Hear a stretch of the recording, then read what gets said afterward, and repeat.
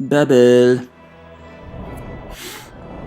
Alright, this is close to my 7th attempt at this, and I'm irritable, and I've thrown things, and I just want it to be over. I can get past Hellworm. The rest of this will be relatively smooth sailing. I've had Egato crash on me multiple times in the last couple days. Last night was doing fine in the run. Set up my equipment wrong when I got to the Omega mark and died. So I abandoned it. So at this point, my run is basically null. But I'm a completionist, and if I don't finish this, then it'll bother the hell out of me.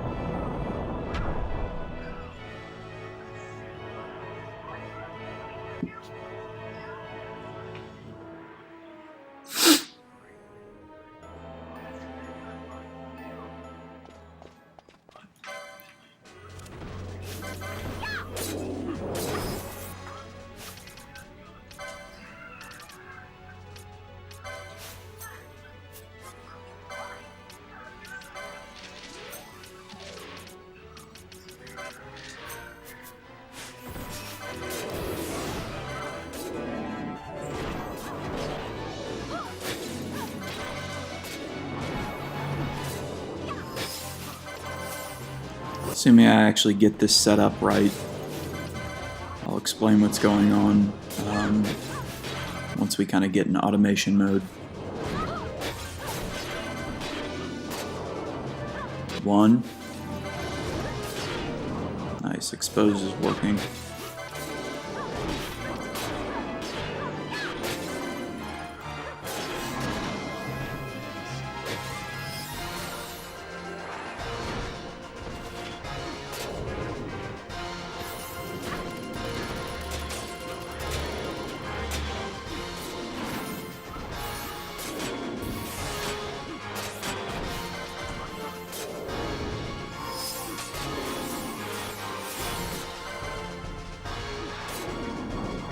Two.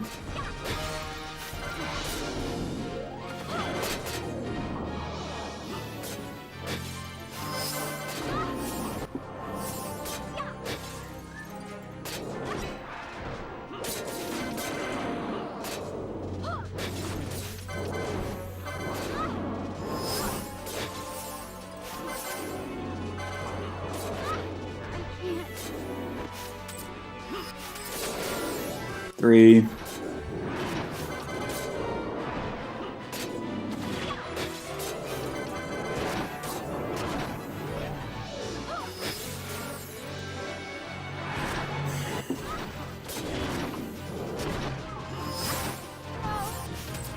Wow.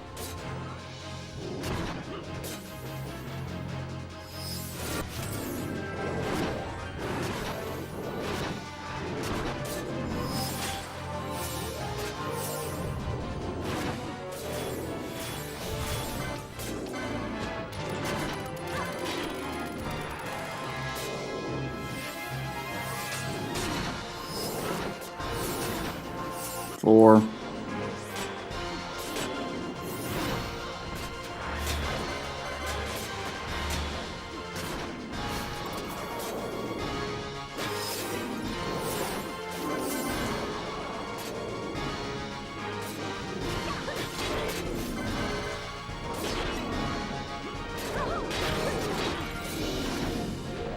Let's get ready to get out of here.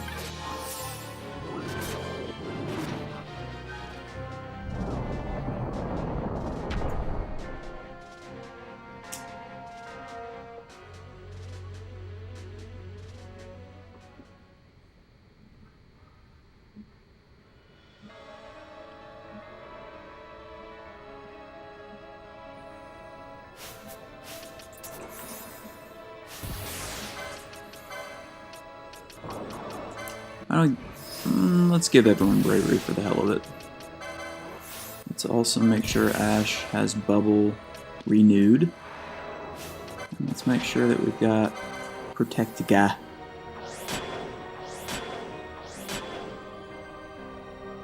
Just in case he doesn't cooperate. Alright.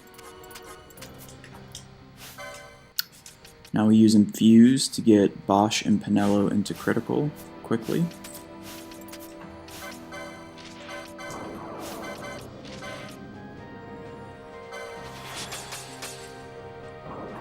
This was sort of the game's built-in best way to crit down, but you never use it in any percent. You just can't spare the licenses. Can't spare a square. Slow. Alright.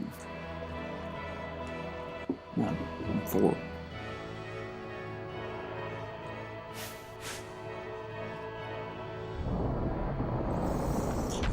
Alright, please work.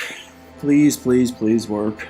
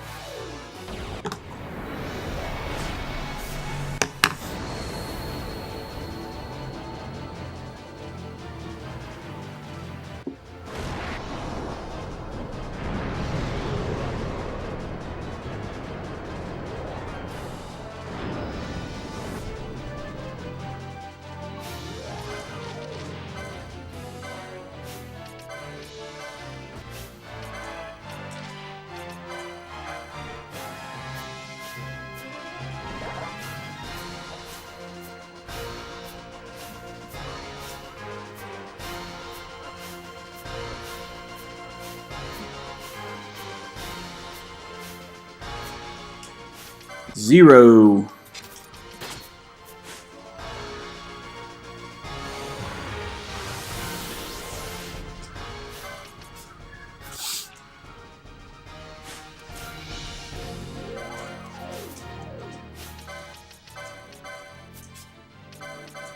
Oh, oops.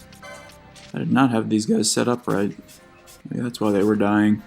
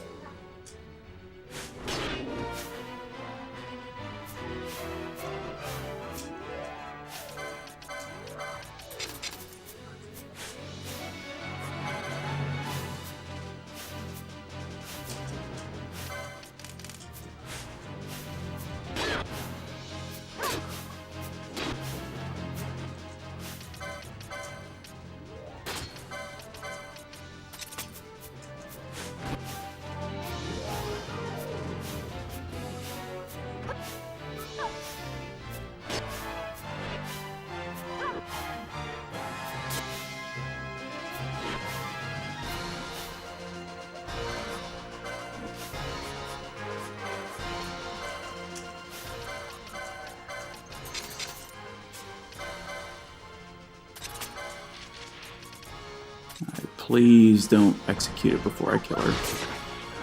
Oh my god, finally! Alright.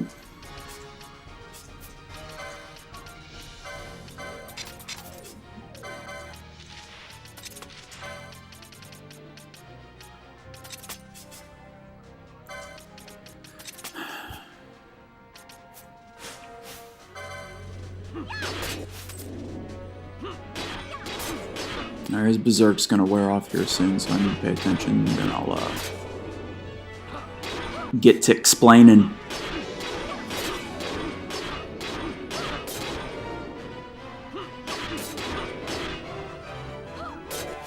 There we go. Alright. Now they're just in auto mode. So,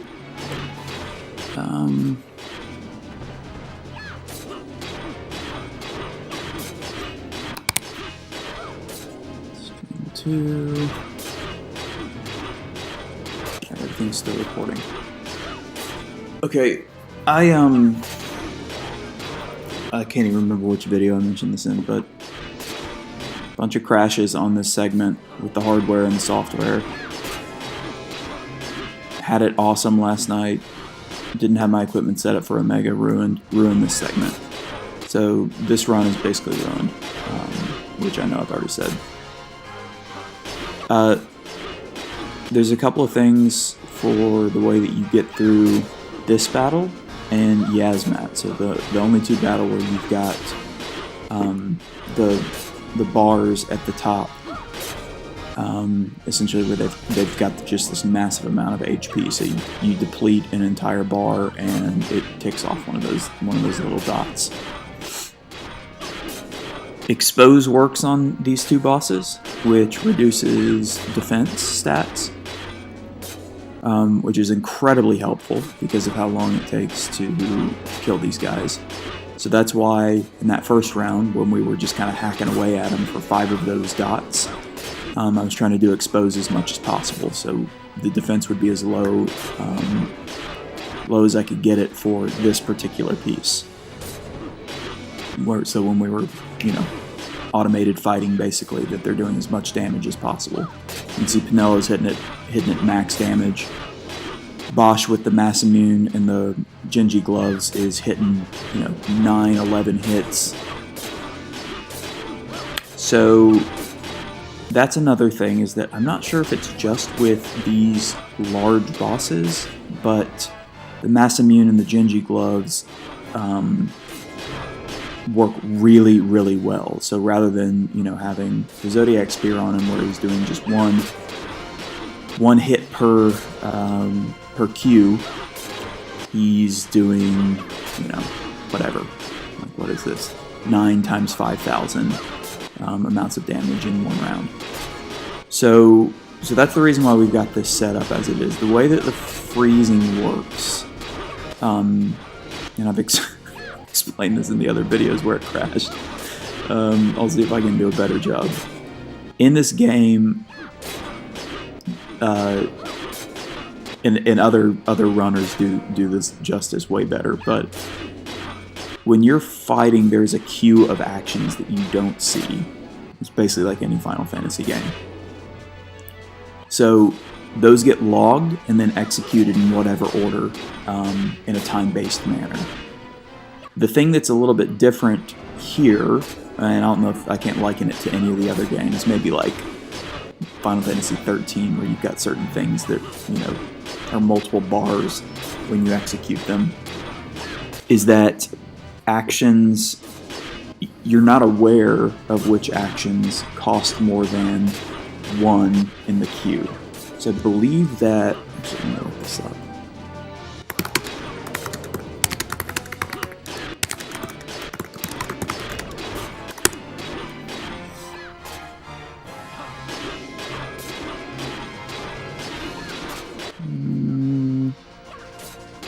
I should know this off the top of my head, but I can't remember.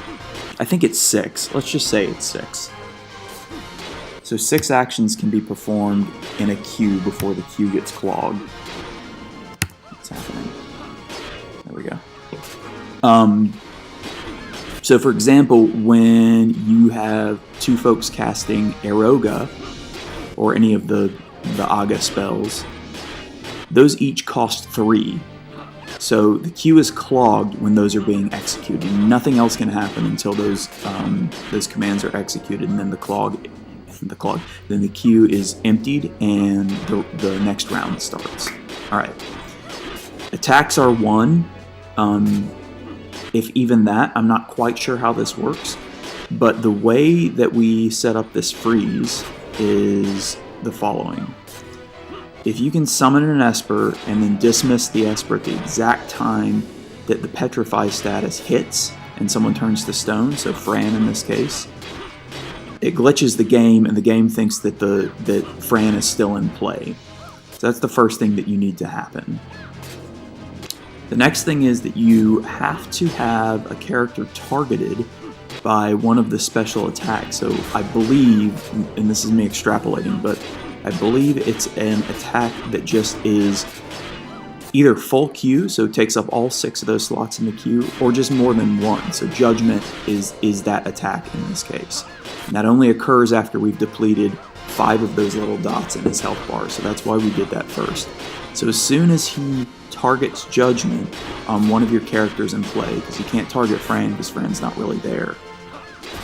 So he targets Ash, you kill Ash off, and the game still thinks that it's targeting the entire party, including Fran, who is in play. So all of a sudden,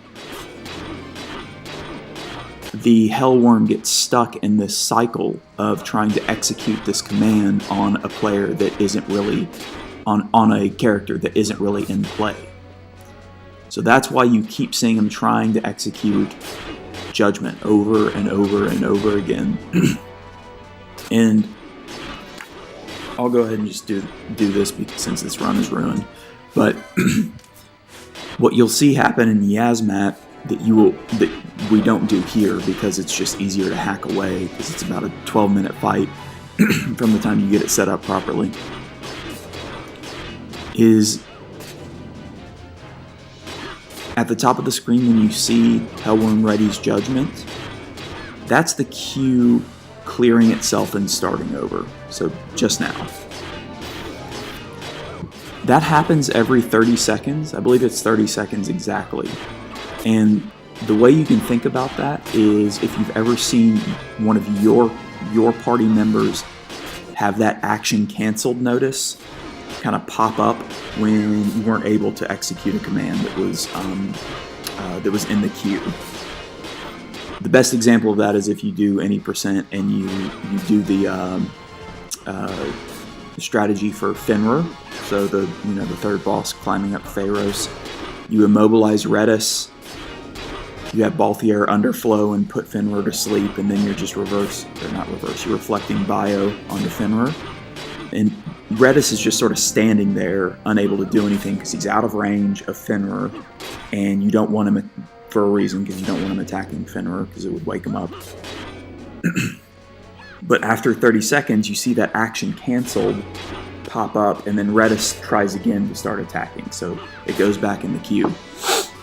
So that's exactly what's happening with Hellworm, and will happen with Yasmat as well, is that every 30 seconds the queue clears, and he tries to recast Judgment, because he's stuck in that loop, again, because the way that the game is glitched right now. So when that happens, and what we'll do during Yasmat is, let me see if I can just get his Judgment. I'm going to start a timer. So at about 25 seconds from now, I'm going to have Pinello try to do something other than attack. And I'll demonstrate it a little bit early. So if I were to try to use an item, or try to use magic, or try to use anything, it won't work. It gets clogged in that queue because of what Hellworm is doing. So, like this, for instance. So Expose is going to... I did it in time. It's a terrible example. I'll just do it like this. So Expose is just hanging out there because it can't get through the queue, which means that I guess attack is, I don't know, it must not equal 1 when it comes to the calculation of the 6 maximum within the queue. So expose is just hanging there until that 30-second mark where it resets, and then it hits, and then Hellworm tries again. So it's a really long-winded, really complicated explanation. I'm sure somebody else can do a better job of it, but that's the way that I understand it and the way that I'm able to do this particular battle and the way that we'll do Yazmat, because Yazmat is, you know, the first time you played through the game, it's a freaking, you know, 2+ hour fight if you're at super high levels and using gambits and actually doing the thing like a normal fight. If you glitch them like this and just leave the room, it takes about maybe like an hour and 20 minutes or something like that, just leaving it alone. The new strategy, especially for, you know, reducing times, you can knock off about 15 minutes of that by every 30 seconds timing it out so that you're executing expose, and then back to attacking. So you're trying to reduce his defense as you're attacking and as he is frozen. And I'm done talking. That's it.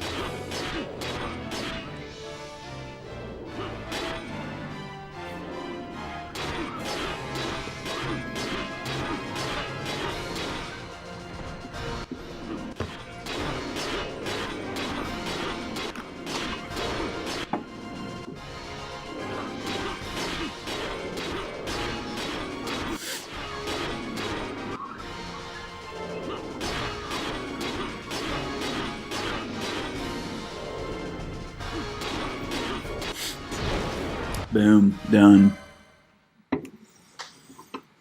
Alright, now assuming I don't screw anything else up, we should be good for the rest of this segment.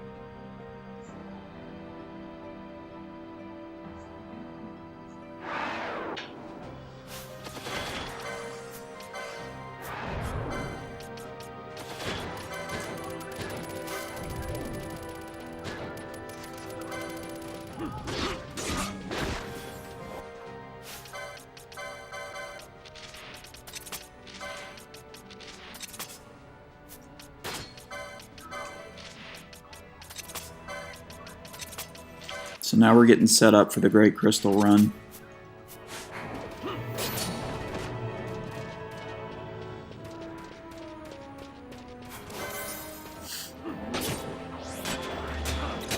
That'd be a good name for like a nerd 10K. I'd run that race.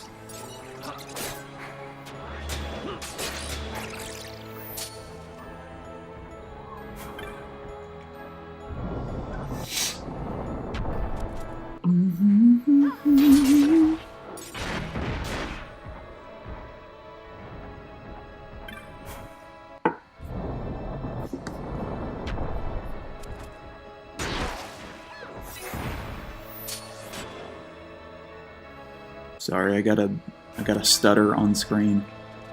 And with all the hardware problems I've been having, I do not want this thing to freaking stop recording.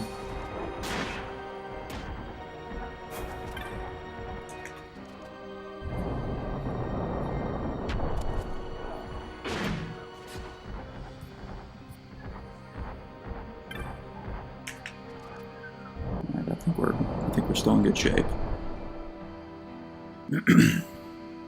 We've got to do some annoying little tasks before we can go hang out in the Great Crystal.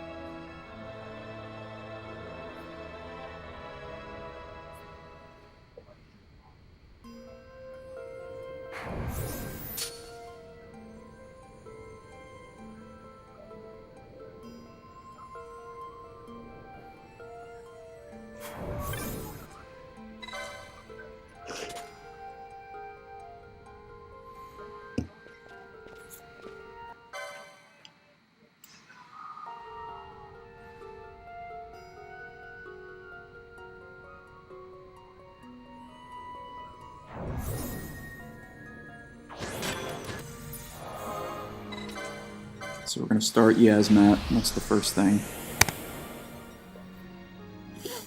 And then while we're here, buy the rest of the techs and the magic that we need, because that's a requirement in the Sky Pirate Den to own everything.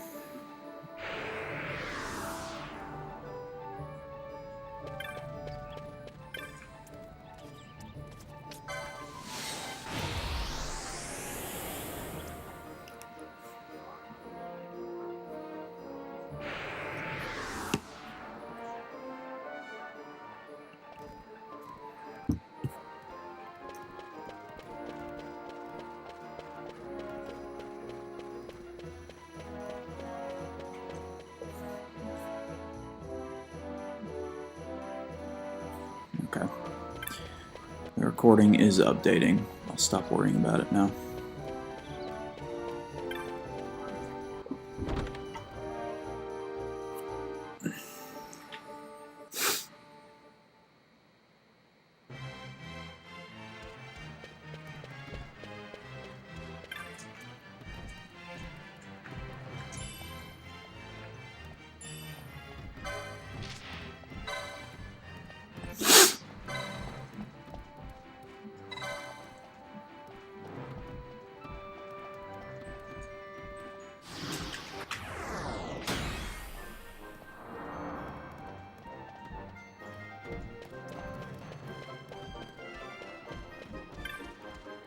Yasmat is actually infinitely easier to set up than Hellworm.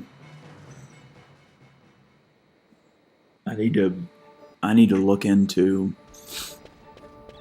better strategies for how to ensure you kill off Ash as soon as he does Judgment, because I mean 3 or 4 times he executed Judgment before I was able to kill off Ash, and it just ruined the entire thing.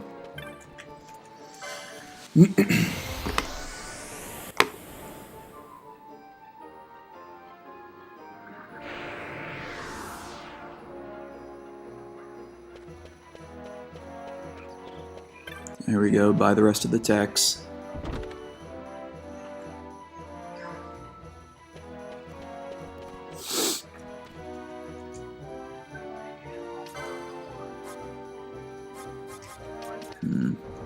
Don't need that.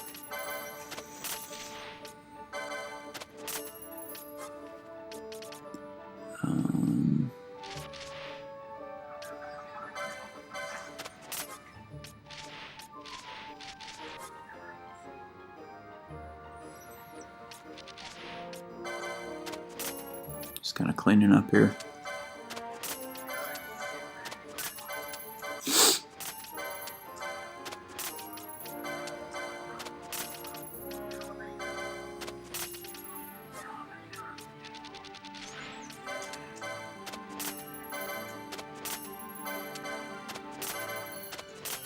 Not selling everything, just enough so that we can buy everything in Ravenaster and not come back.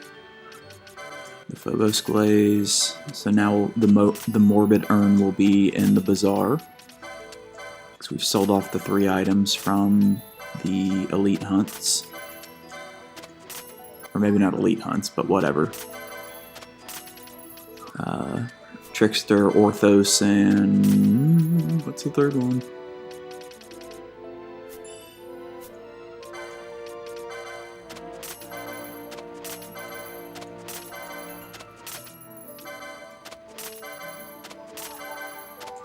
Oh, the Gill Snapper.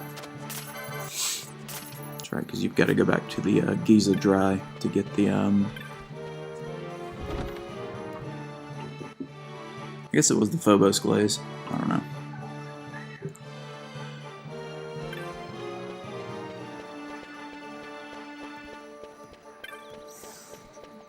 Phobos Glaze, Horathi's Flame,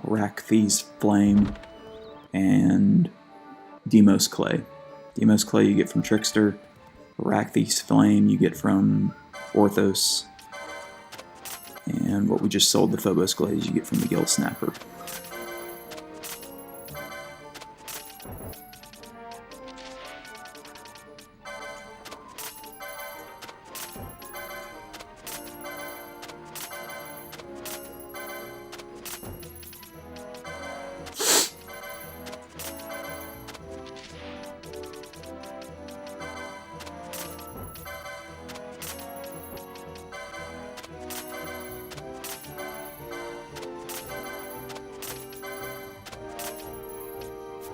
Oh. That would have sucked. Alright.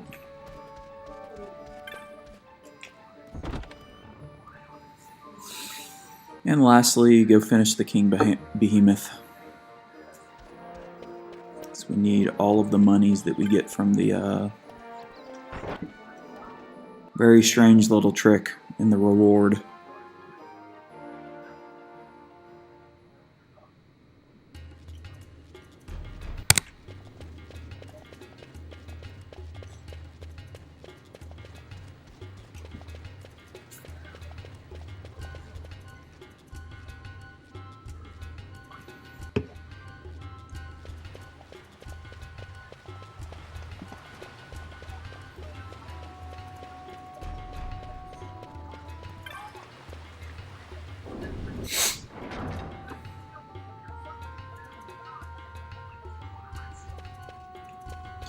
Alright, here's the Petitioner, this poor dude. Gives you that really shitty loot, but he also tells you that riddle, which I don't even know exactly what it says, but where it leads you is to Mount Baromesis. I'm not even going to try to pronounce that correctly anymore, I don't care. Where you have to do something really weird to get the actual reward for the King Behemoth fight. As if finding the King Behemoth and meeting the requirements from the show up and then also killing him weren't enough.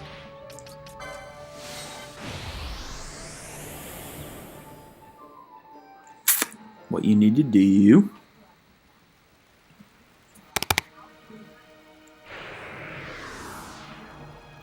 is Vaughn, who isn't currently in play, but of course, you know, he's your, you know,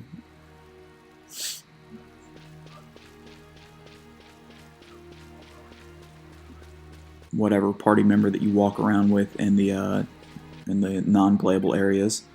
So now all of a sudden the worm snout becomes a thing that you can action against. You have to unequip a weapon. If I'd had his weapon on and tried to hit it, it said, whoa, probably shouldn't do that with a weapon equipped, it'll scare people or something. So just weird little things for you to get. I mean, a massive amount of gil, but I also feel like just give it to us. We fought the King Behemoth. So now let's go to Balfenheim, buy the rest of the magics there.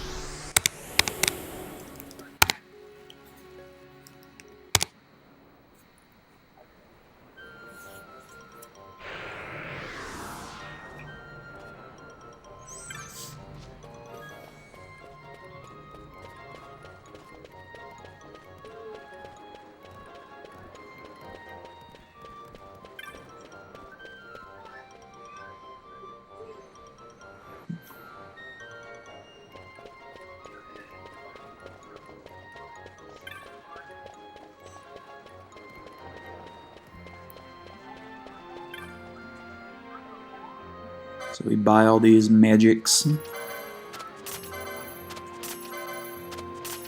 It's funny to me that you don't use Fire Aga at all in this run. It's like the most important thing in any percent at the end. We will use Dispelga once we get into the Great Crystal for some stuff.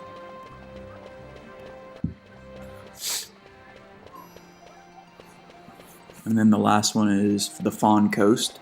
Because Darkra and Cleanse, I believe that's the only place you can buy those two spells. And we'll only have 2 left, and we will have a complete list of magics.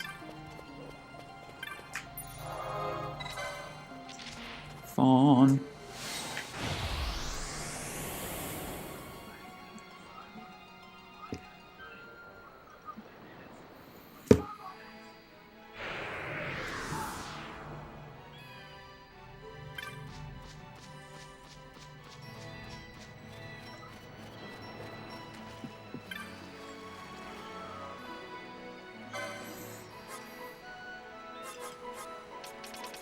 Darkra and Cleanse. Let's go ahead and buy this. So the Morbid Urn, now $250,000 gil, is in there because we sold those 3 items. So now we've got that Sky Pirate Trophy. Just one step closer to Order of Ambrosia. And now we have to do this really annoying thing, which is go back into Barheim. Go all the way back to the beginning where that merchant sits from where you first enter Barheim after you rescue Bosch. Because his inventory's changed and he actually has 3 things we need, one of them being the Golden Skull Cap, but we already have that, so we don't need to buy it.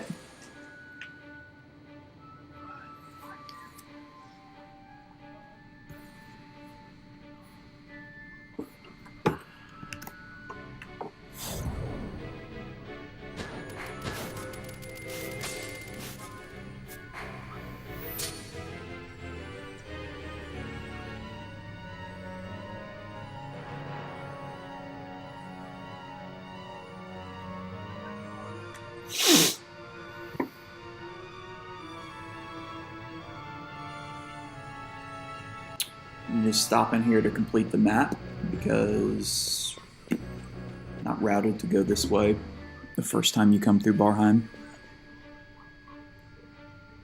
Let me just check and make sure that was the right one. 'Twas.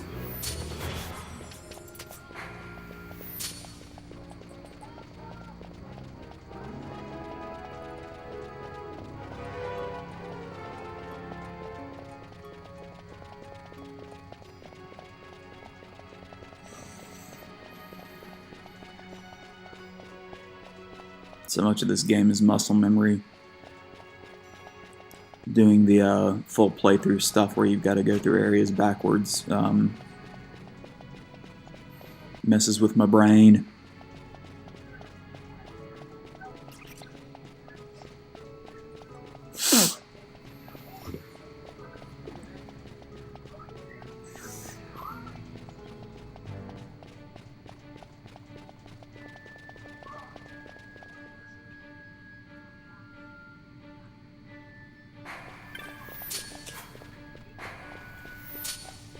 Jumped the gun. Thought this was the area.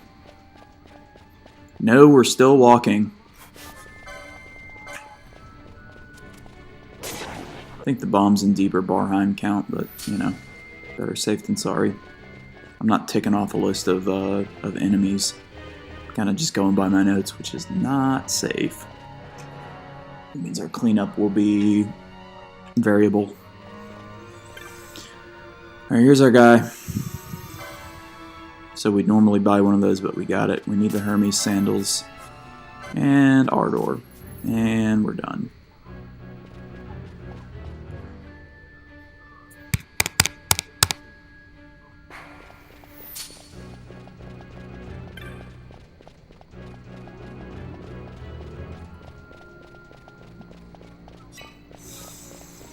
So here's what I'm going to do for the next area. So now we're done with the annoying tasks. We're going to go to the Great Crystal. But we've got to kill the Diacon Entite, which, if you're not doing RNG manipulation, is a tough one to get to spawn. So I'm going to use the tables to try to get them to spawn in the second area of the descent through Giruvegan.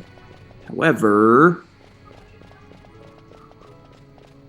that doesn't happen, and I don't see him, if he's not readily apparent, I'm just going to do a reset.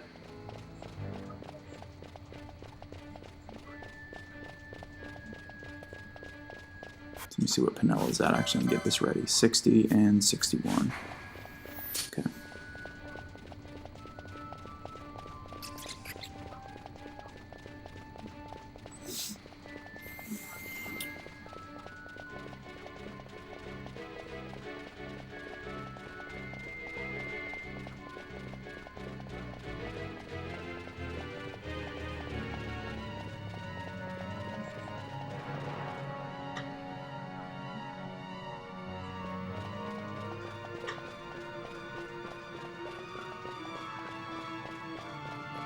Derp, derp, derp, derp.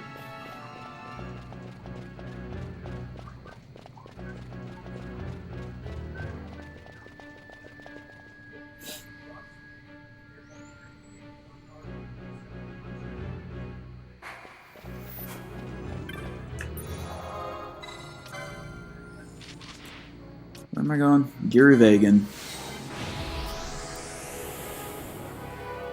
And here we go.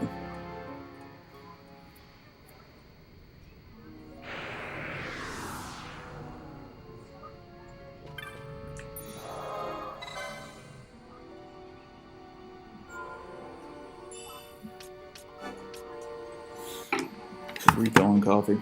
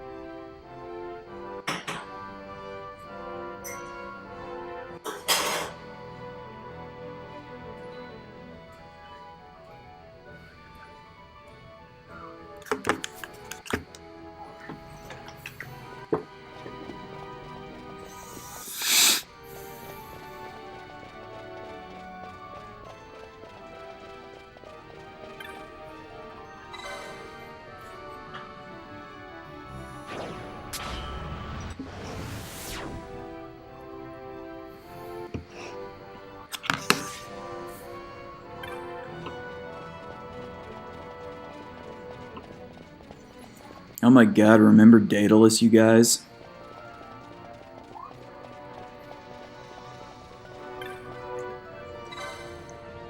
So many hours ago.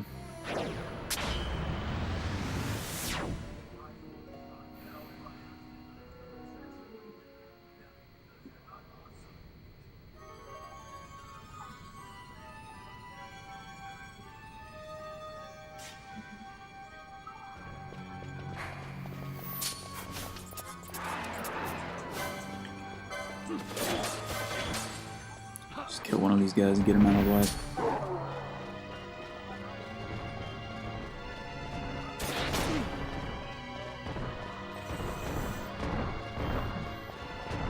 So the Diacon Entite spawns when there is, quote, heavy mist in these areas, which, given the resolution of this game and this just sort of the color scheme of this area, really difficult to tell. I mean, you can see like the little, you know, golden wisps or whatever that appear. There he is. We didn't even have to do anything. I've yet to determine any difference between like a heavy mist Giruvegan versus a non-heavy mist Giruvegan, but either way, if he hadn't shown up, we would have spawned him using the RNG table for the next area.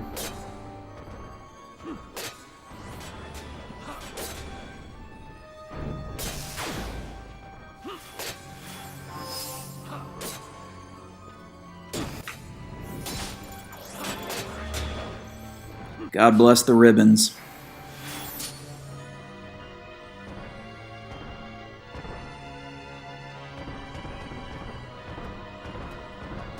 Let's kill one of these guys.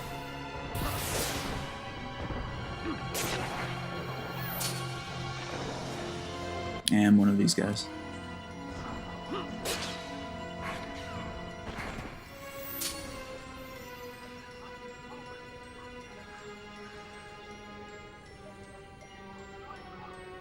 And one of these guys.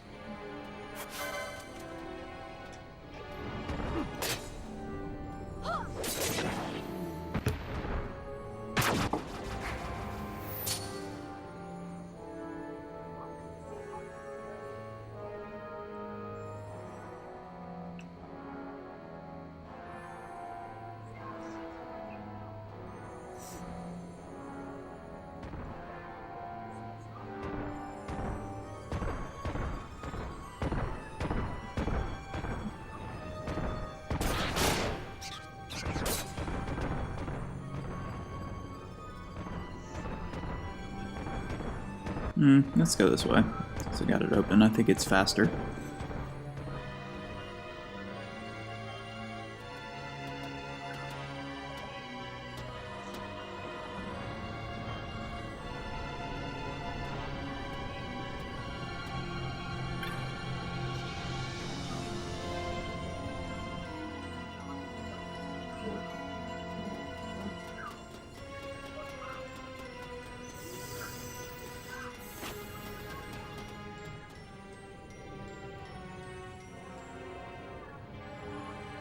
The thing about the Great Crystal is this. I remember, you know, the first playthrough of the game thinking, what the hell? Why would any game creator, designer think that this was okay? You don't have a map. Every single area looks the same. So you're just thrown into it, you know, as soon as you get to this part of the game without really any clues of how to navigate. Am I still going the right way? Yeah. Other than the numbers on the waystones, and so either counting up or counting down. But as long as you are not going for the treasures, number one, of which there are many, and as long as you have the map in front of you, it's a pretty quick run through. So you could actually get through the Great Crystal if you were trying to just kill off Ultima, the Esper, and the Omega Mark in about an hour. It's going to take us significantly longer because we have to build a chain, a gigantic chain, to get the Larva Eater to appear. But other than that, the Great Crystal is not something that gives me heartburn anymore. The Hellworm absolutely still is.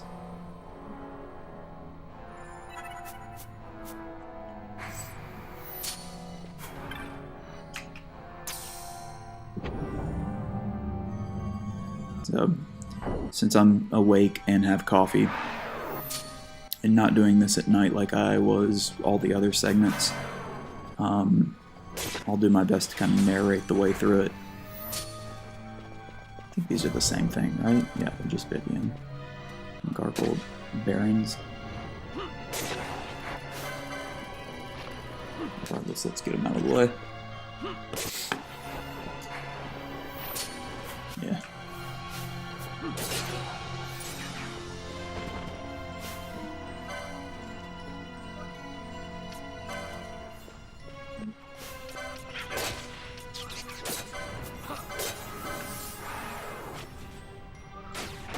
Ooh, invert.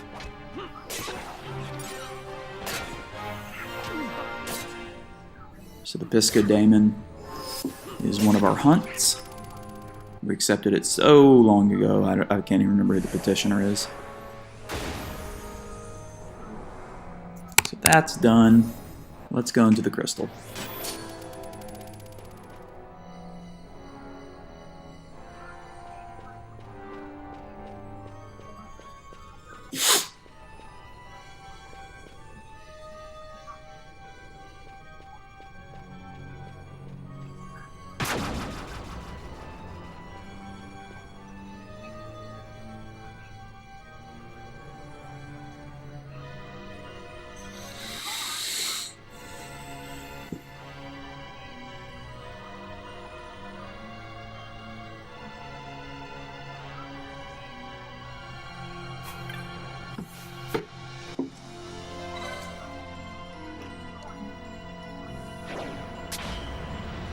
Oh my god, you guys remember Tyrant?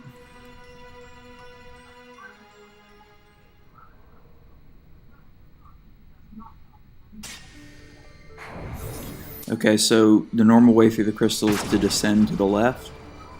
That gate stone in front of us, or I'm sorry, not gate stone.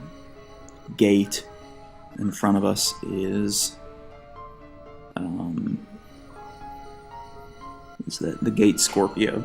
And so this is the gate stone for Scorpio.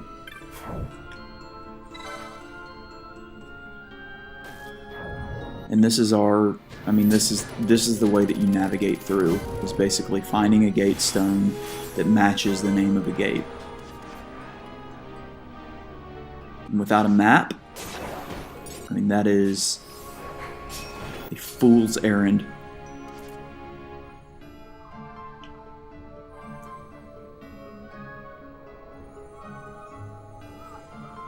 So you see that gate is now open.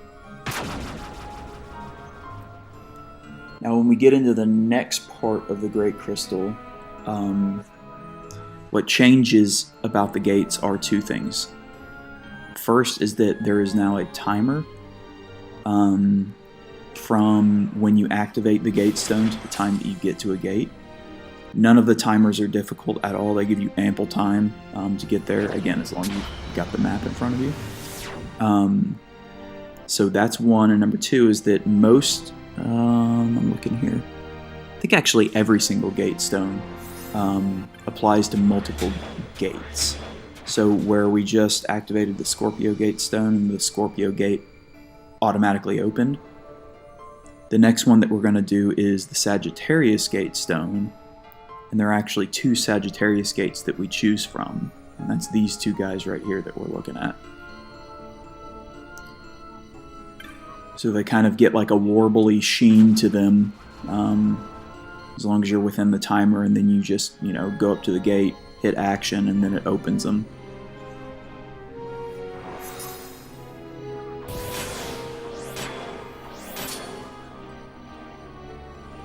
So let's go ahead and get prepped here.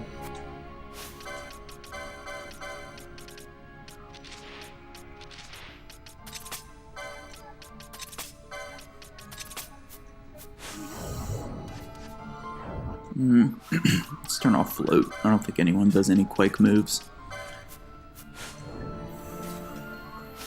And also this.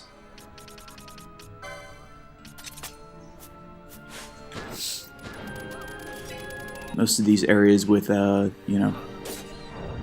tons of enemies that spawn, they'll spawn with a lot of status buffs. Protect and chill and blah blah blah.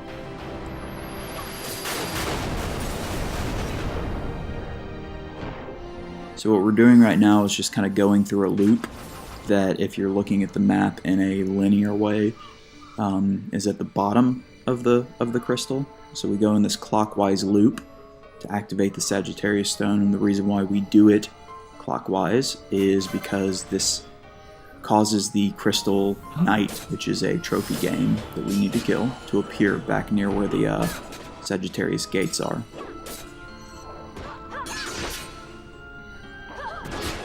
So where we're standing right now is the Sagittarius gate stone. So we'll have plenty of time to get back to that middle area. One of the things that I can't figure out, I haven't really found any research on it confirming this, but times that I haven't killed off the bombs and then looped through and gone back to that area, the Crystal Knight hasn't spawned. So I don't know if that's fact or not, but I always just kill off the bombs just in case.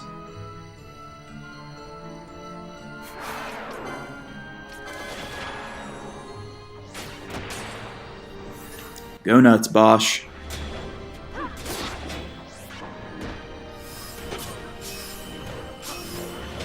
can see Dispel got already just coming in massive amounts of handy.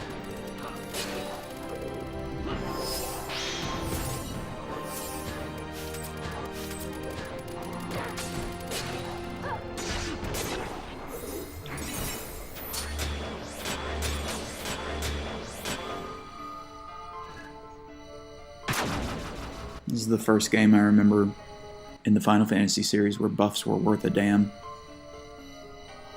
If you don't have those gambits set up, just at any point during any battle in the game, you can get wrecked. Alright, so we're gonna, like I said, that Warbly Sheen, activate Sagittarius 1, open. And what I want to do here for the Crystal Knight, because he can be a little bit annoying. Oops. Put the ribbons back on and put white masks on. Because he'll cast Shining Ray, which is a holy move that does a good bit of damage.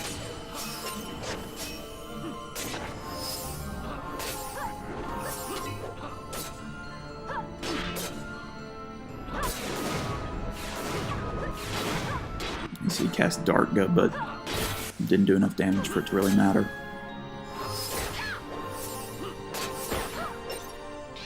There we go.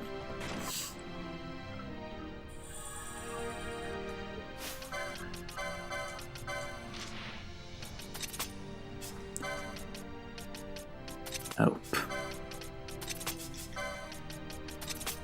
And for now,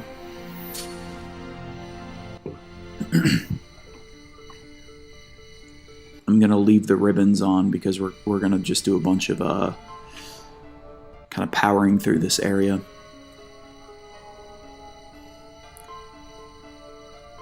So we entered from Waystone 8 from Giravegan, took Scorpio Gate to Waystone 9, which took us to Waystone 10, so linear so far. When we did that loop, we activated Sagittarius. That Waystone in the middle was actually Waystone 20. Let's see, where did that just take me? Need to go to the right. Yep. So we bypassed that and went through the Sagittarius Gate 1 to Waystone 11. So we're still kind of climbing up that Waystone numbering system. And the thing to know about the Great Crystal when you look at a good rendering of the map, not just like something that somebody did in PowerPoint, is like that it is a mirror of itself for the most part. You draw a line down the middle. Come on, just kill one of them. There we go.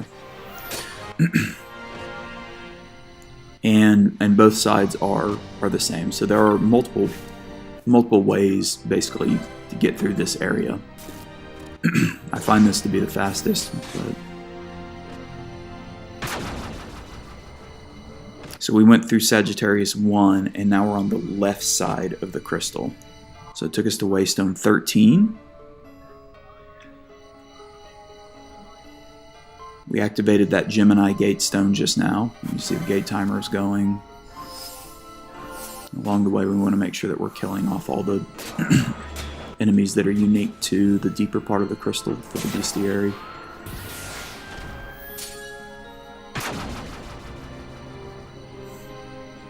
Kind of here's where options in the gates that you're choosing start to matter. So in this next area, you see the shimmering. So this is one of the Gemini gates. But we don't want that one because that one actually just leads to another area that has a treasure. And then we'd have to backtrack and reactivate the gate stone if we wanted to go forward. And also none of the treasures in here matter for the purposes of this run. Nothing that we need.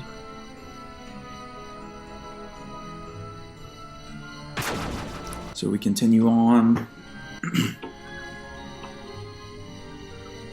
We're kind of just looping through, but we're headed to the northeast, kind of back towards the center of the Great Crystal is where we are now. It's Gemini Gate 2. Let's go ahead and kill off this ash worm.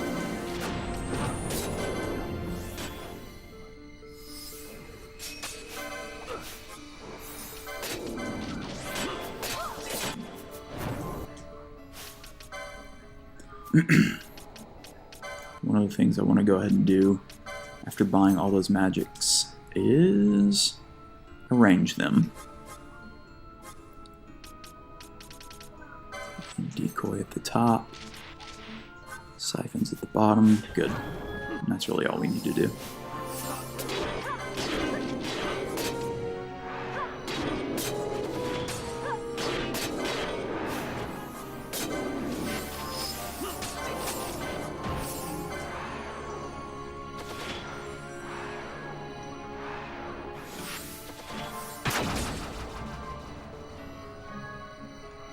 Which way am I going here?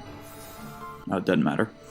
So either path just loops around to Waystone 15, which kind of takes us into the meat of the area. Let's go ahead and kill off the skull worm.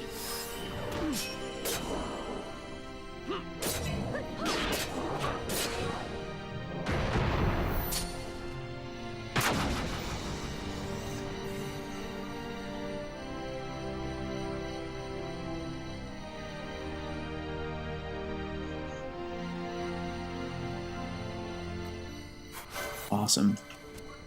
Those Reapers appear around gate stones, but they're also very unpredictable. So let's kill one off while we've got a chance.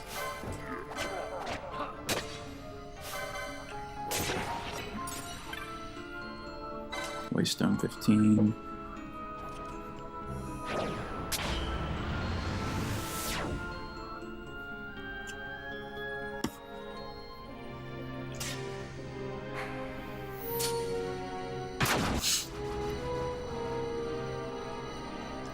So 15 took us to 16. We're still basically in the dead center of the crystal map. And by that I mean I went the wrong direction. Accidentally went down the right path instead of the center path. My bad. We'll be back for that later.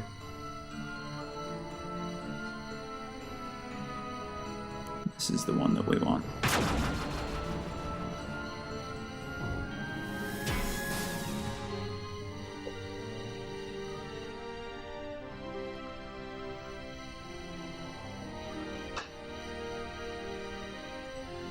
So we'll be passing through this area a lot. This is pretty much like the center area. So Libra 1.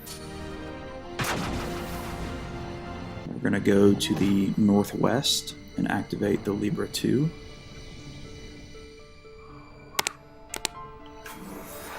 Oops. Sorry, game capture minimized.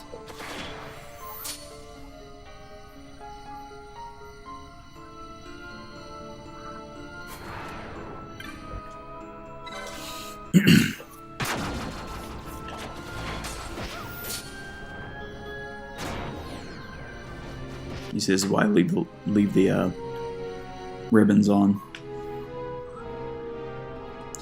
So Libra 1, we activated Libra 2 gate stone, so now we're on the left side. Very near to the top of the crystal. So we've already basically plowed our way through. So now all we're doing is trying to get gates open in a optimal manner so that we can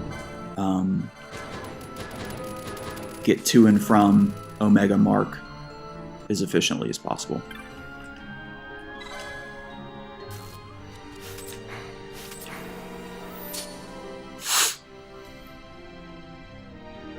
So Capricorn gate stone we're going to take to Capricorn 1. This is our first little bit of backtracking that we've got to do.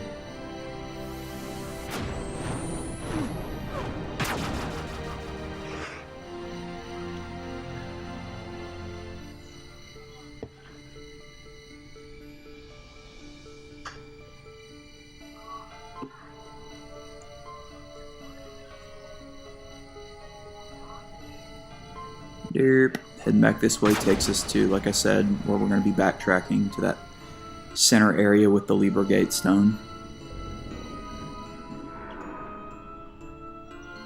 So there it is. We're going to head back south.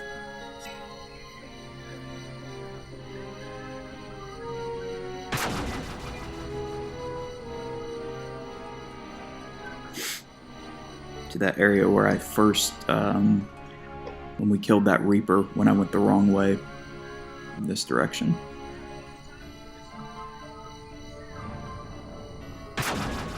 So this takes you to the east side. We're heading east.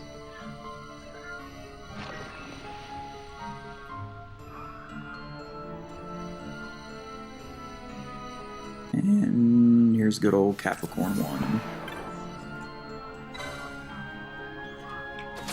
We open that so we can get to the Virgo.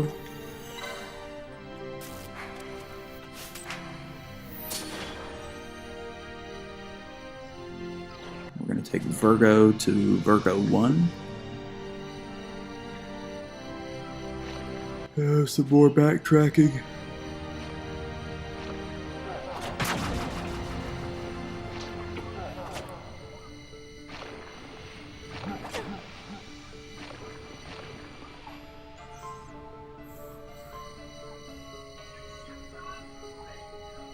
Here's the Libra gate stone again. Yay!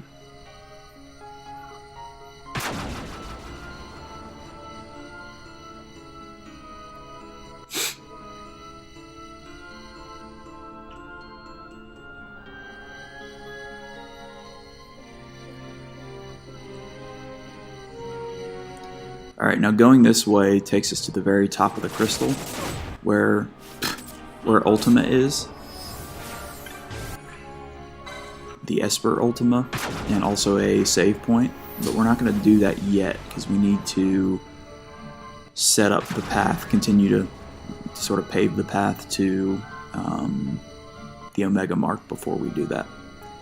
So we're going to backtrack all the way down to the southwest to that Capricorn gate stone again.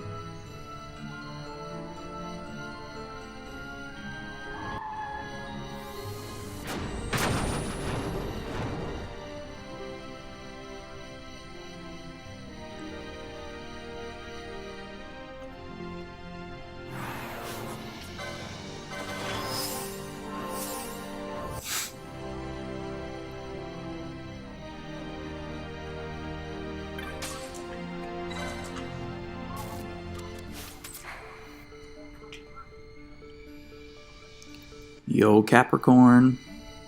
Now we're backtracking to, guess what? The Libra Gate Stone area again.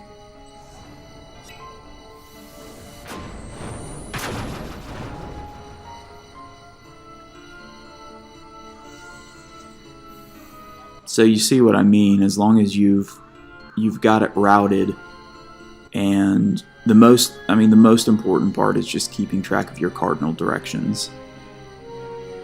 Knowing which way you're facing. Whatever.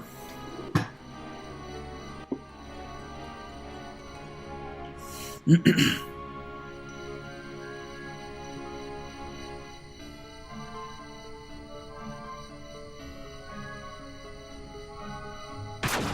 now we're going to the east side for the first time, that Liebergate stone area.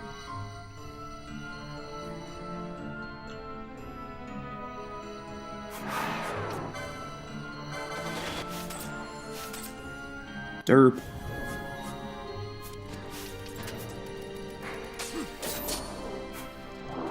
I'd love for me to have done that correctly. That would have been really cool.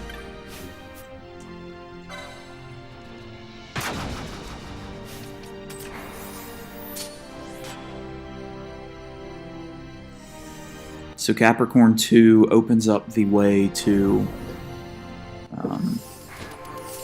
heading down to the southwest. I'm sorry, southeast. Where good old Omega lives. Omega.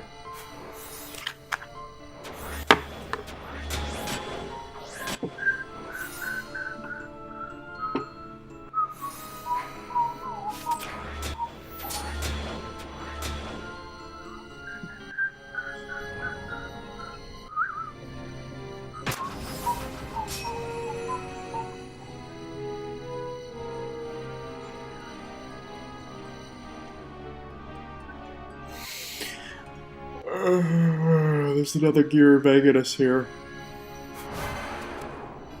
I kill it even though I think that everything that you kill in the Giravegan... No, I guess that counts as the Feywood. I don't really know. Kill it. Kill it for the entry.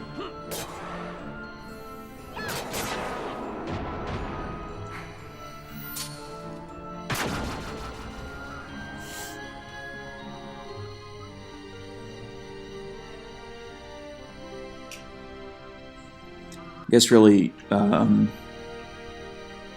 soon as you enter the gate from the Feywood, that you have to open with Belias. That's considered Giravegan, because that's the Giravegan teleport crystal. So I would assume there's a Giraveganus both in the Feywood and here in the crystal, which is all the entries here count towards Giravegan. There isn't a great crystal section in the bestiary, which I find strange. Okay, heading this way due north takes you to Ultima. We don't want to do that yet. Heading this direction takes you to the Aquarius Gate Stone. One of the things I like to do is go ahead and try to knock out a rare game entry, which can be obnoxious because their appearance is random. It's the ghost, the evil spirit, and they show up after you kill these forbidden zombies. We're going to see a lot of them once we start the actual massive chain that we have to do. But we can't kill them because we can't break that chain. So I just try to knock it out now.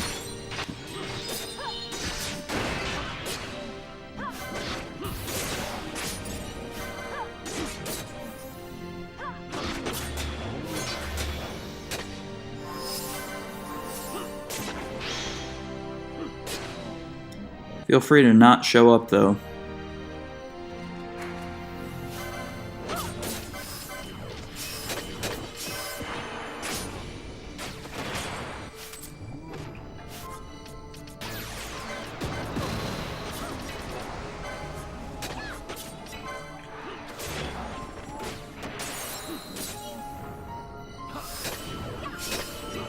Come on, man. Oh, there he is. Cool. Thing about the evil spirit is it can do some pretty significant damage with its magic, so every time they show up, I'm going to use the Neo Paloa and a remedy on him to silence him. Silence, slow, and oil, but, you know, whatever.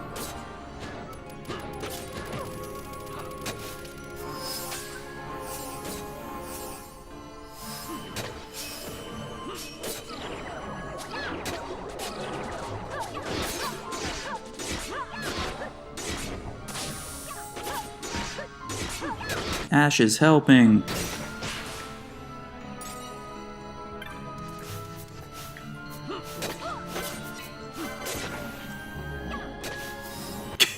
Come on. Alright. One of the nice things about this game, which I don't know if they planned it or if it was just forgotten, is that if you save while the gate timer is activated and restart, the gate timer is still activated, or the gate's still activated. It's a nice little plus in case something goes horribly wrong.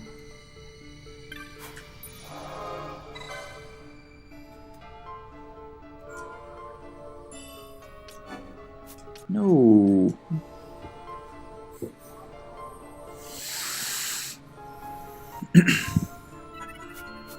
So I forget this a lot.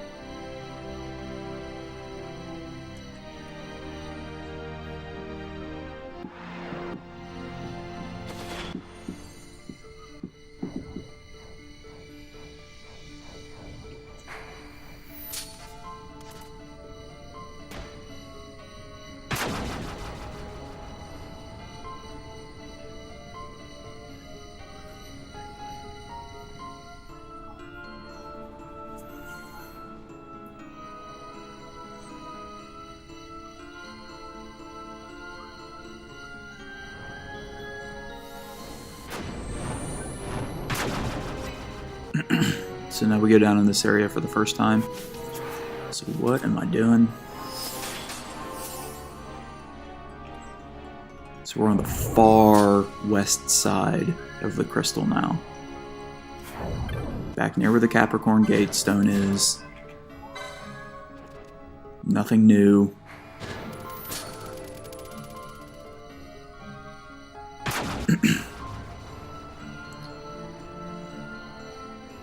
We activated that Aquarius Gate stone, obviously, to open that Aquarius 1. Which, is there even another? Maybe that's one of the only ones where there's a... I don't know if there's an Aquarius 2 gate or not. The Taurus Gate stone is what we've been looking for.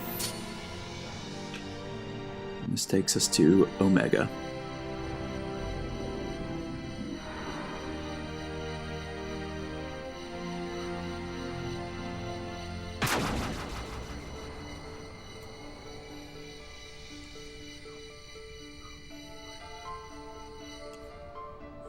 Yeah, I'm looking over the map. I don't think there is an Aquarius 2. Oh yeah, there is. It's on the other side of the Virgo Gate. Yeah, okay.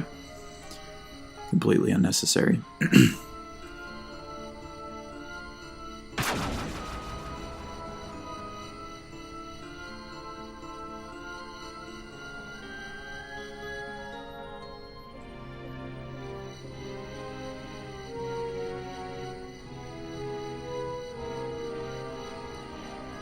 So, back to the Libra Gate stone area.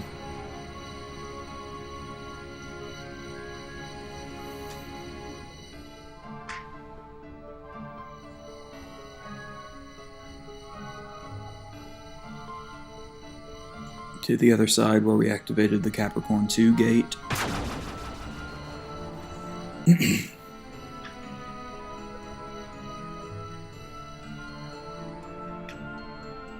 Alright, let me make sure I don't screw this up.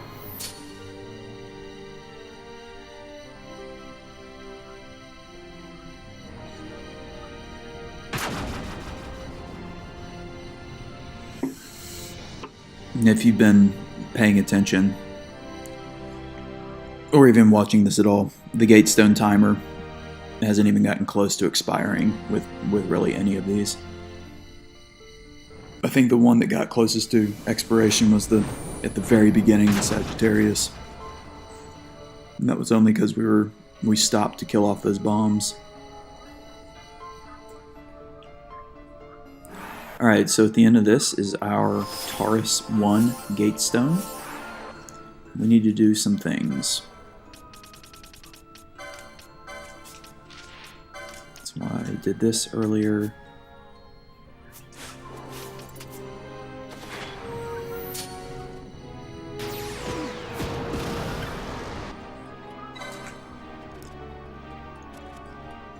Alright, boys and girls.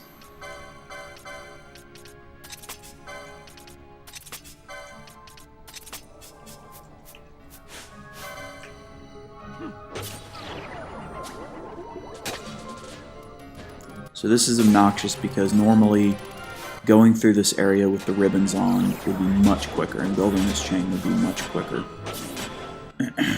But we need the levels because we're desperately, desperately behind. We'll probably finish up in the neck roll of Nabudis in terms of these 3 party members getting to level 70. But here's the explanation of what we're doing in the next couple areas. We're building to a chain of 255 because that is the guaranteed way to get this rare game entry, the Larva Eater, to spawn, and it spawns near waystones around the Great Crystal. There's another less reliable method that I've tried before and I've gotten it to work, but it is not guaranteed, so it's not worth wasting time on. Plus we need to gain the levels, so it kind of works out nicely.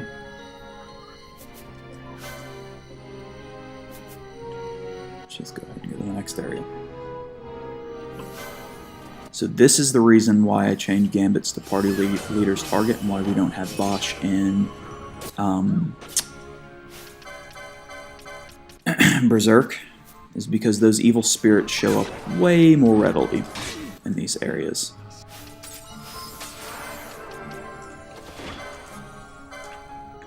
So we want to make sure we silence them so they're not killing us off. And then they basically just become annoying. Oops. And not necessarily a threat.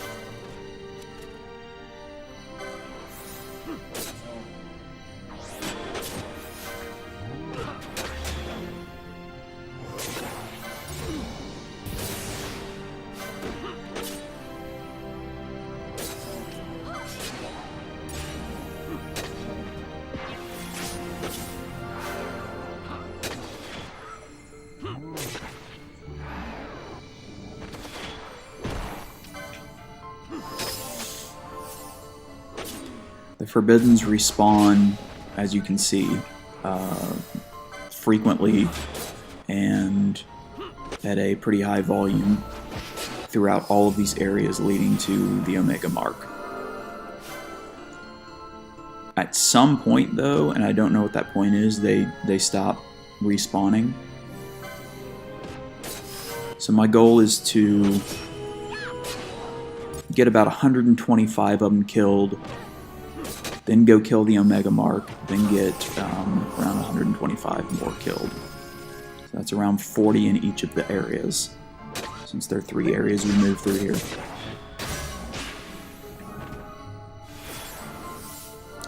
She'd stop doing that.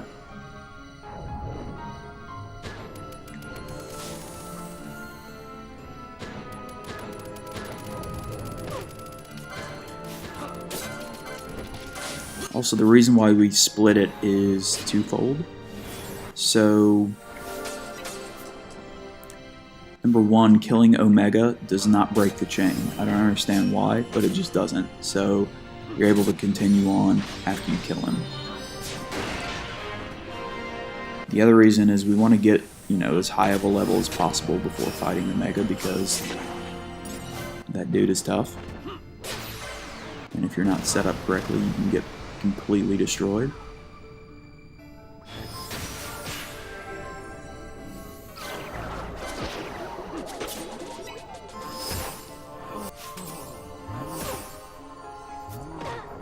God, douche.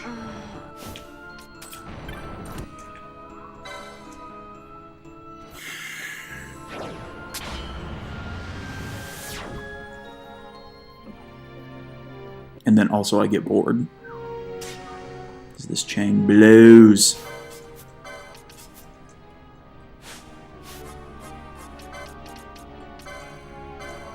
Will this work? I don't know. Sure will.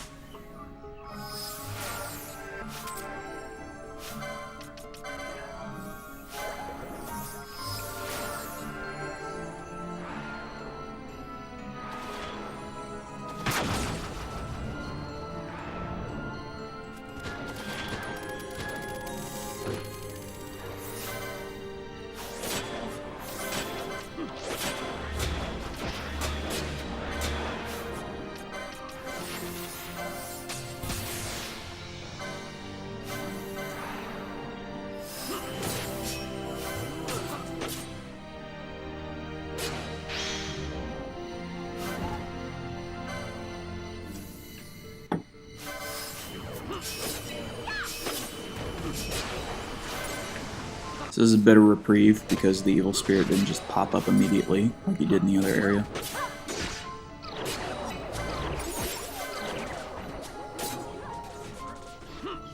And again, they would be even less of a nuisance if I left ribbons on, but we've got to gain significant levelage.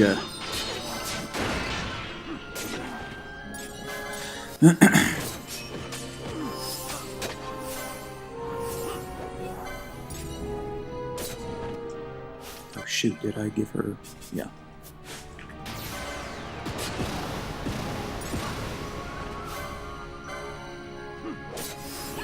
So by the end of this entire time-wasting debacle, we should be up to like level 67, 68 maybe if we're lucky. It gets us close.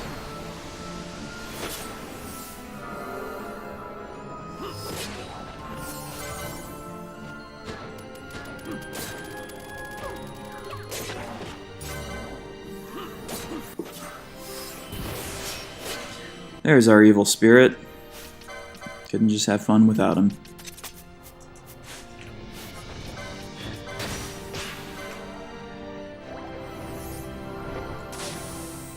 Douche.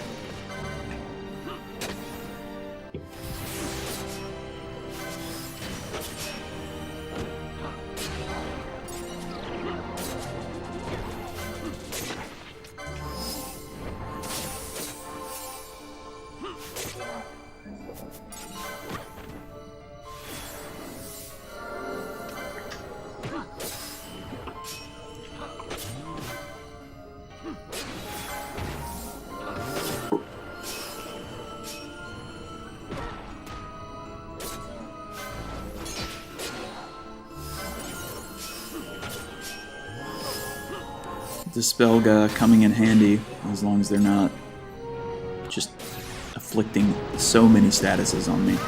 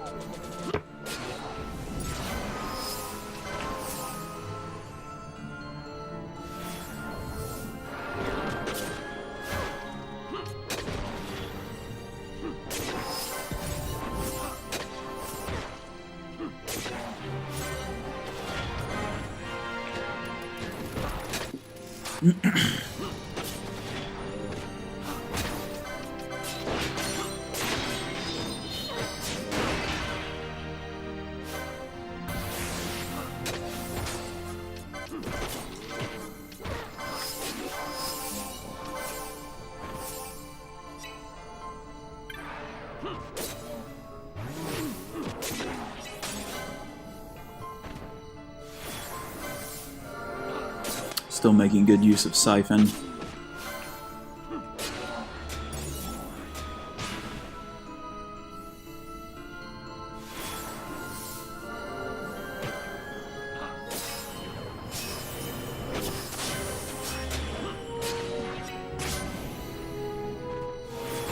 Oh, cool.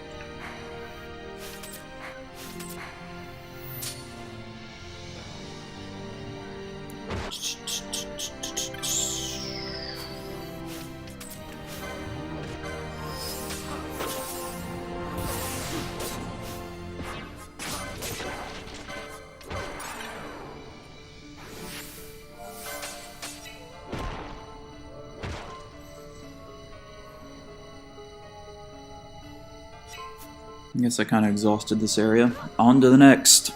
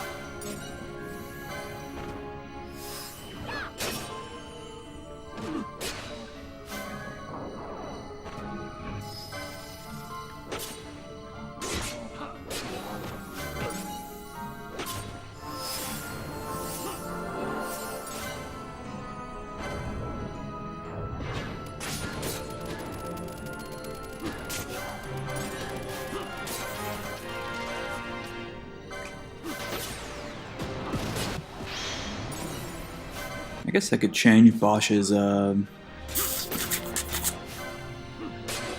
Gambit to low 8 HP, so I'm not manually executing every one of these, but it gives me something to do.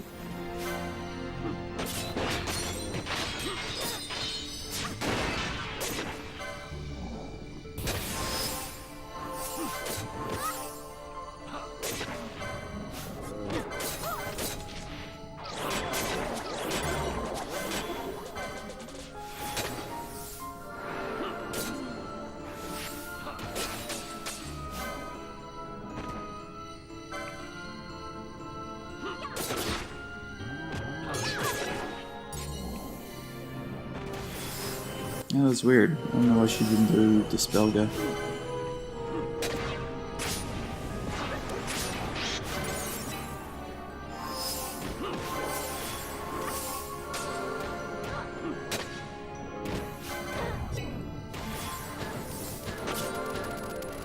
Top tier at the game appropriated number, right at 80.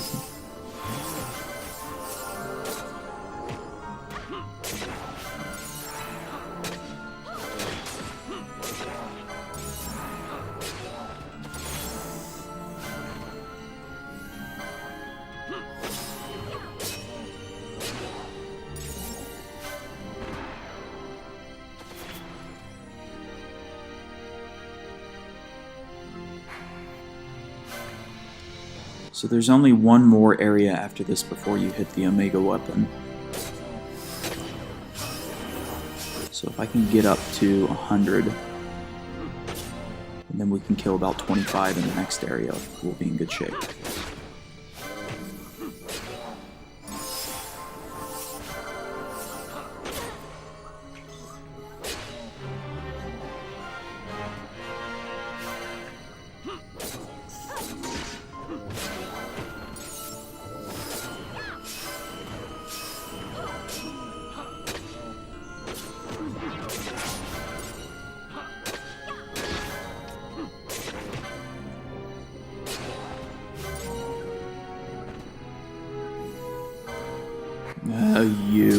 You evil spirit.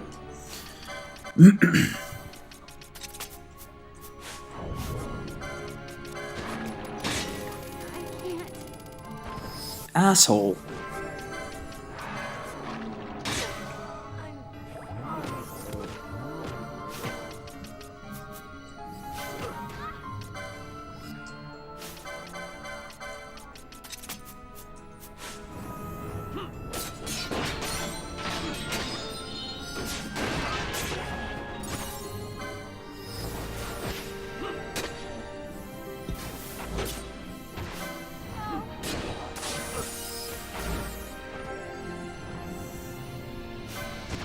There's a lot going on right now.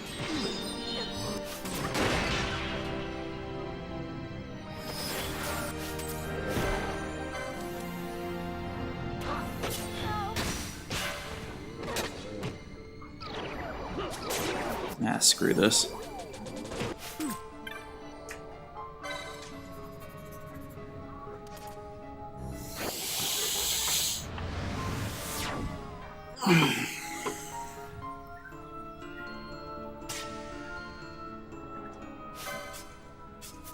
Oh, he's silenced.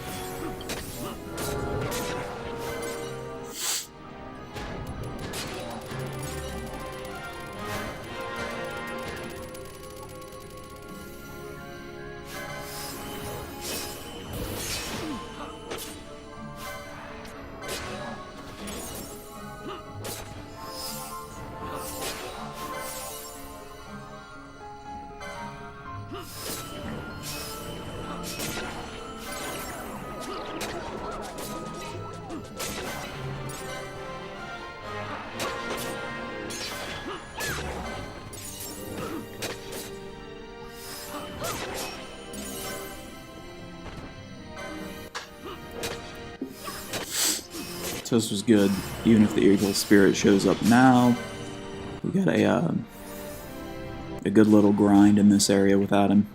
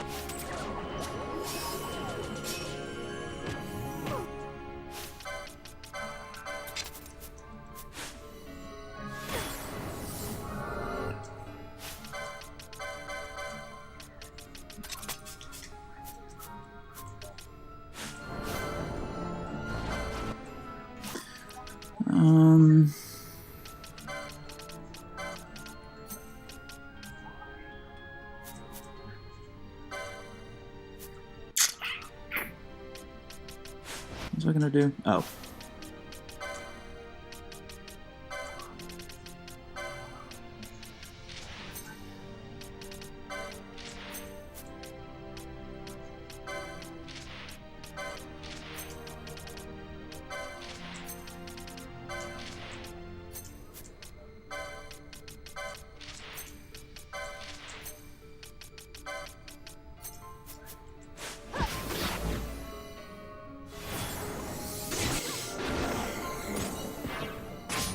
$125.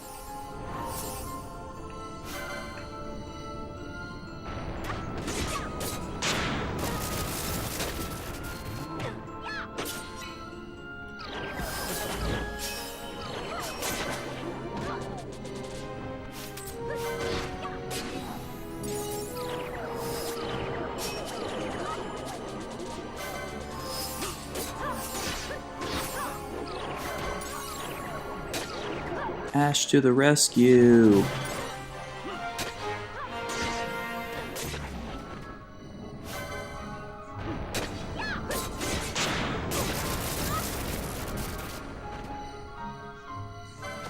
I mean, as long as the evil spirit's not here, I'll keep chaining because this is too easy.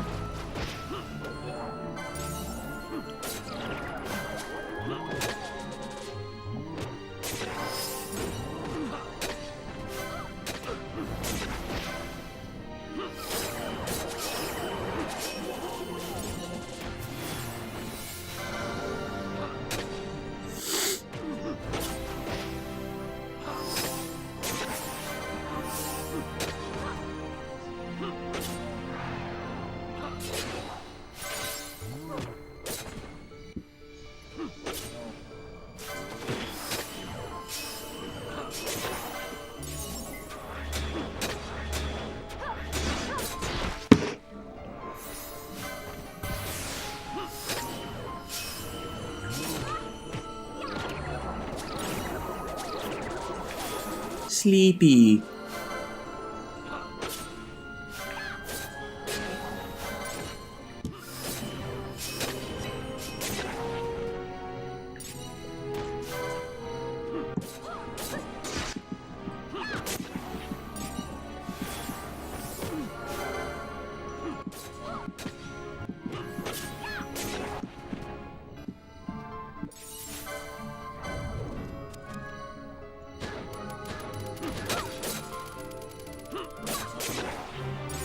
Crushing.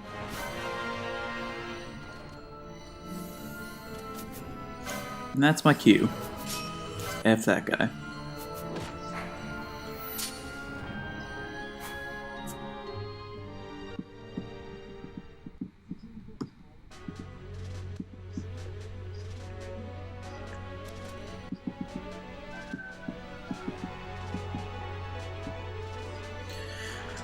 Alright, here comes awesome things, where I screwed up last night and then threw the controller and got incredibly pissed off and gave up. First thing we need to do is max Ash's magic. We do that with the golden skull cap, some old school gear here. We also want her to be as fast as possible. We want to lower Bosch's magic resist, so we put the headband back on.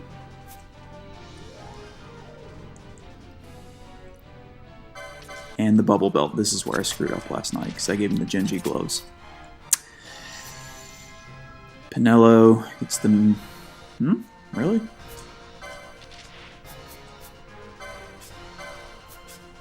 Oh, interesting. I haven't been doing this.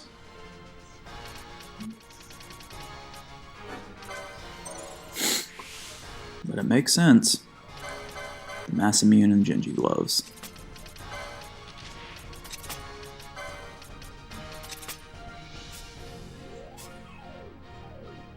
Okay. The gambits are nutso.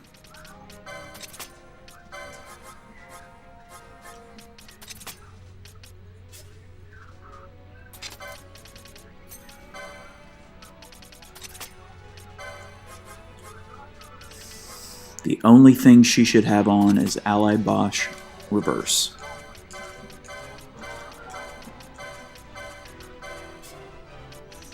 The only thing she should have on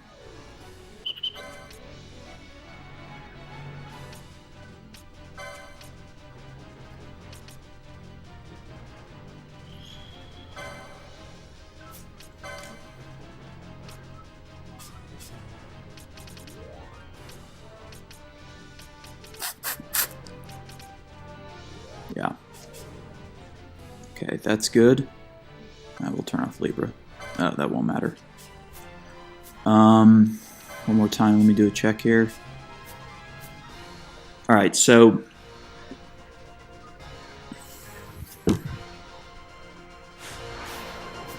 no, not yet.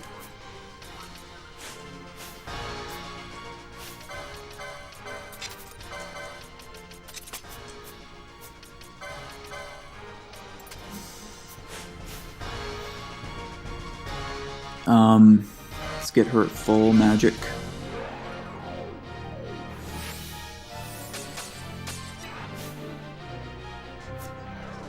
Let's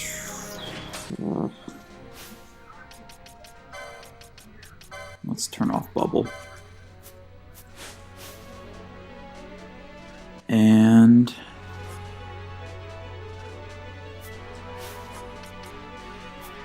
she have Ally Bosch bravery.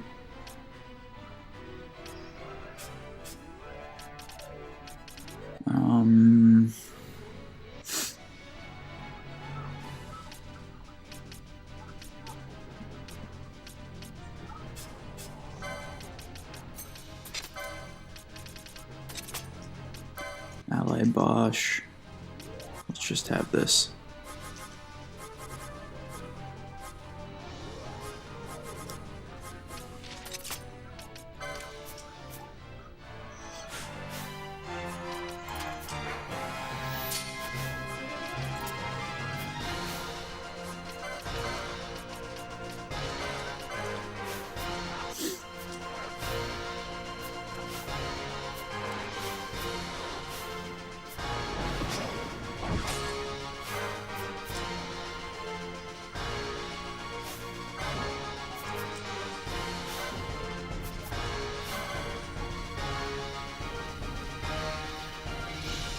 Yeah, but go though.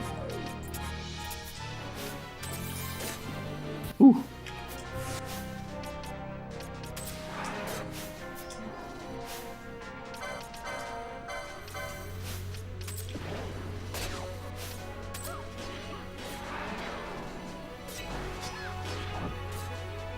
All right, we should be in good shape now.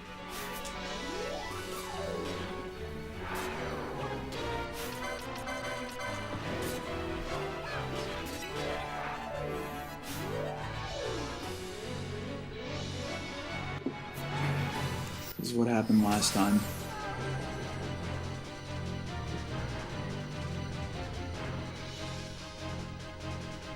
I don't understand if he's not at a high enough level, or...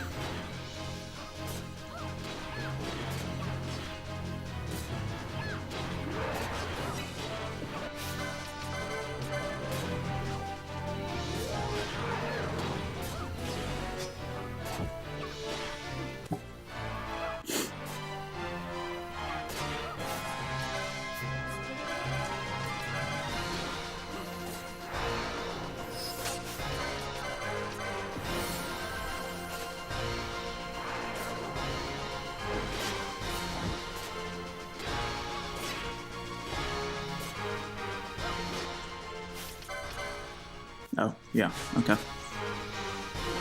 Let me concentrate.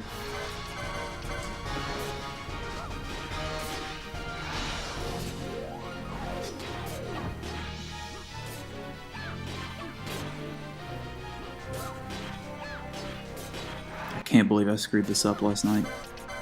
I was so angry.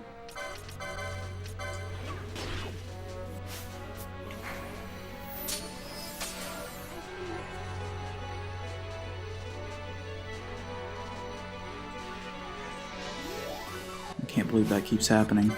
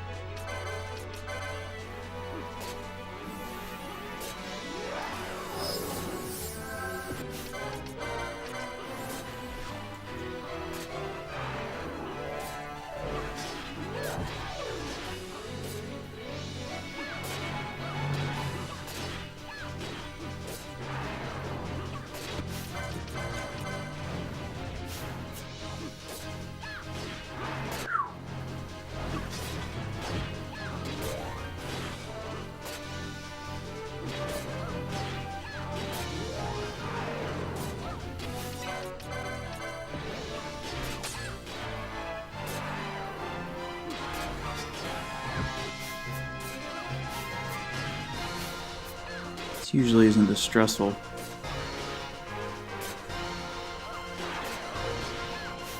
I don't know if I don't know if it's a level thing or if I don't have something set up right.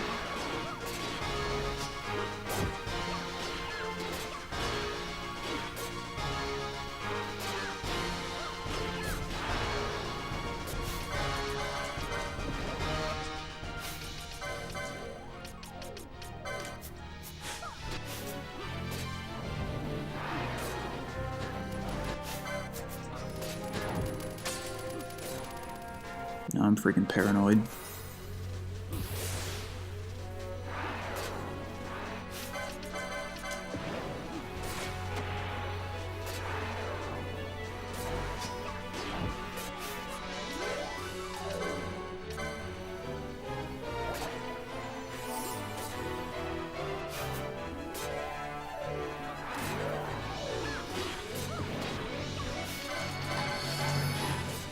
Woo.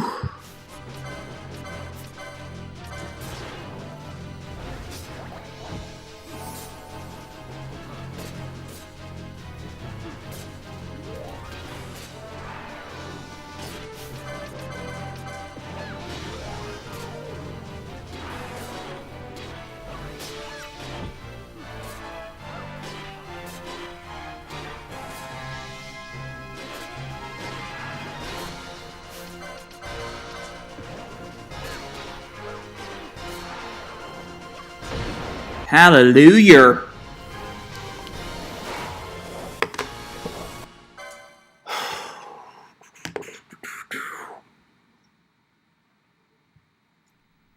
And now, back to the chain.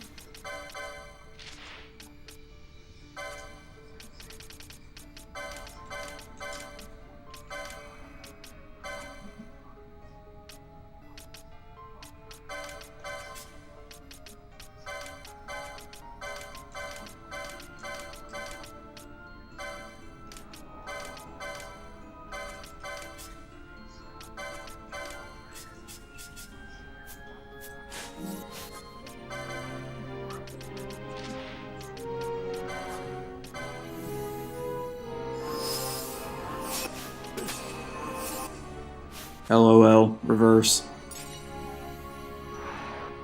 Stop! Oh, it's done.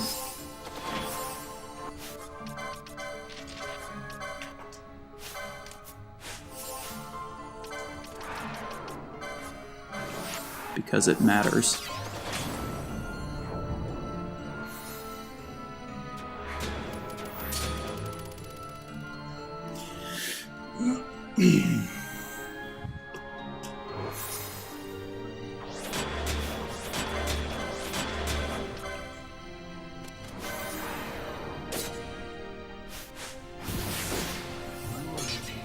Did that really just show up?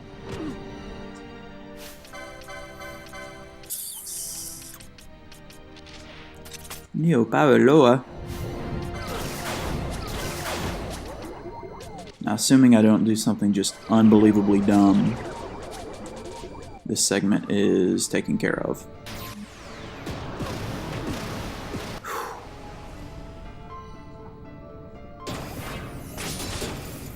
And we get it. We get it, okay?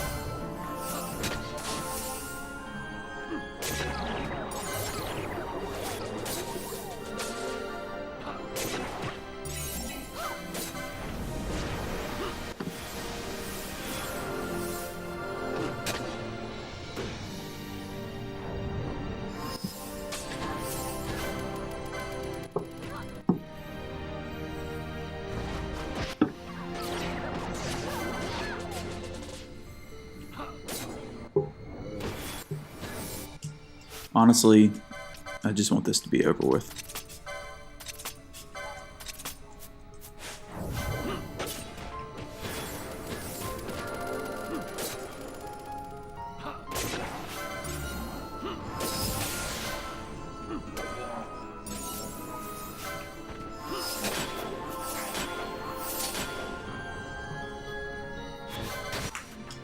Now maybe we can like...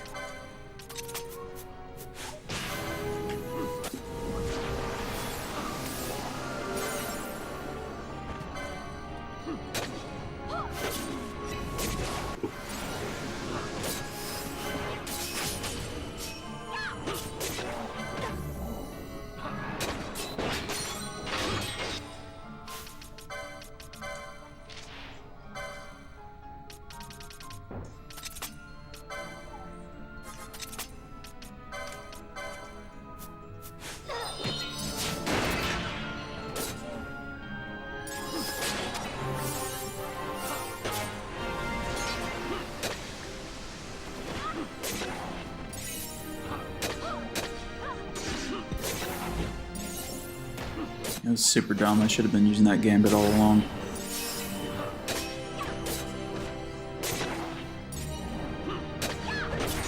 Oh, except for that's the reason why.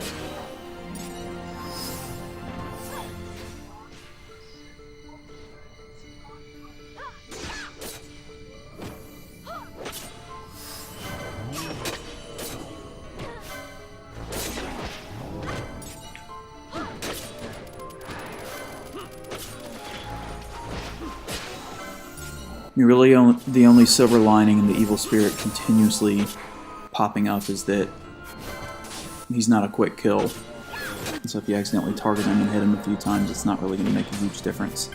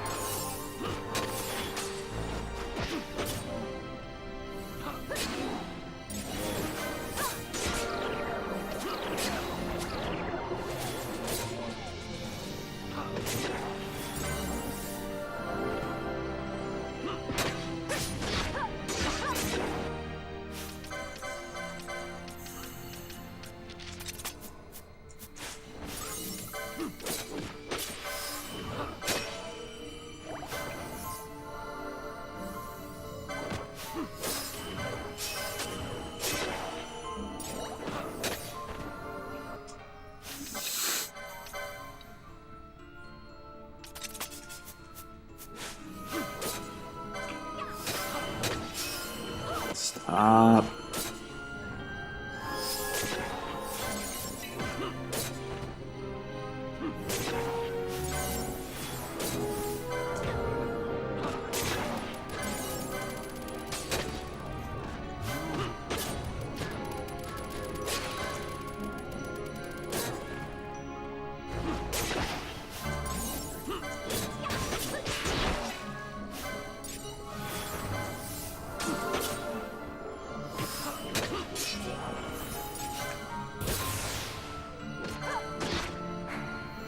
If I accidentally kill that guy, maybe I should turn his gambits off.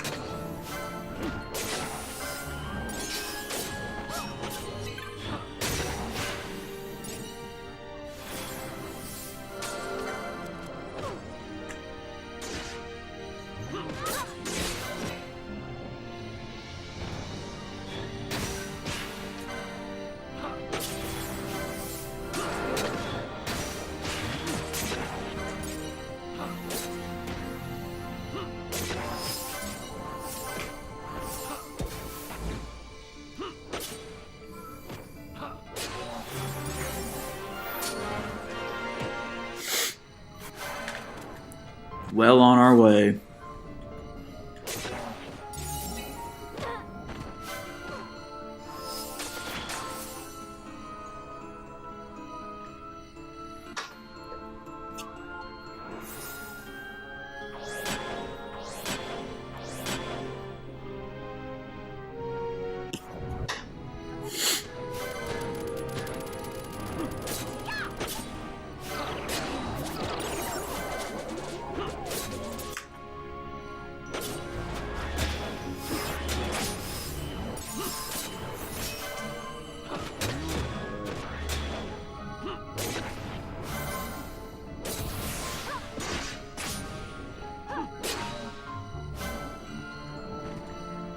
Only 50 left.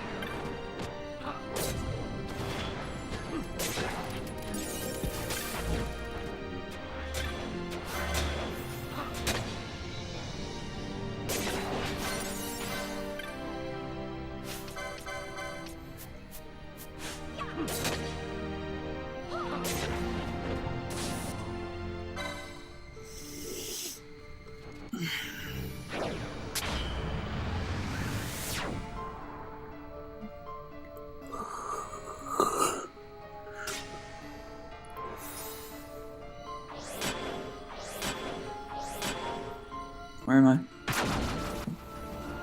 Oh, that's right, still doing this.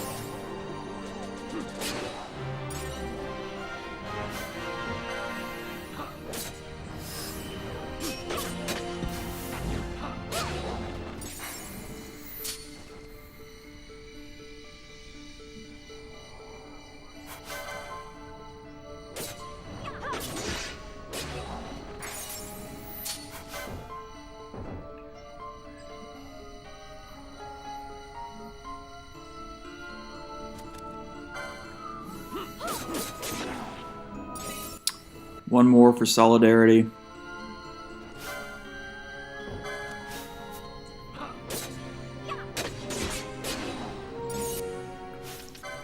Ribbons on.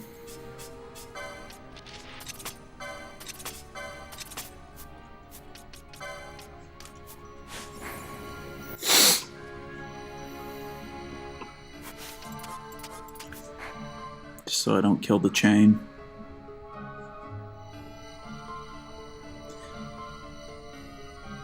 So there's a lot of documentation out there about how you actually get the larva eater to spawn.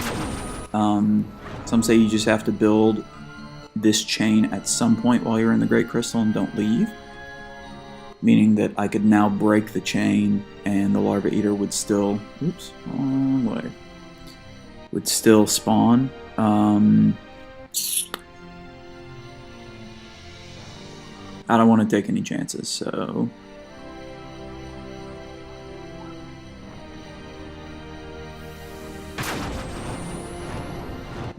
This is right.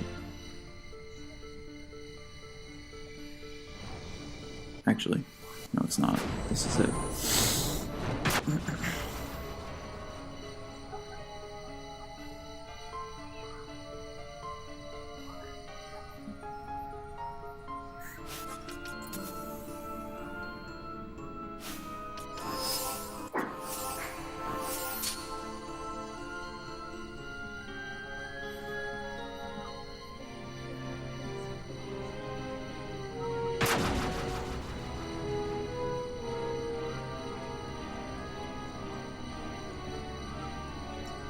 Back to the middle area to the Libra Gate Stone. Now we're heading north.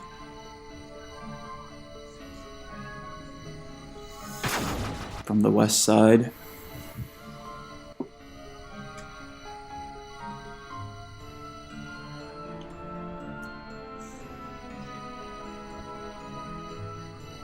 And here's what's obnoxious is that it's not a guarantee that the Larva Eater is just going to be there when we get up here to Waystone 17.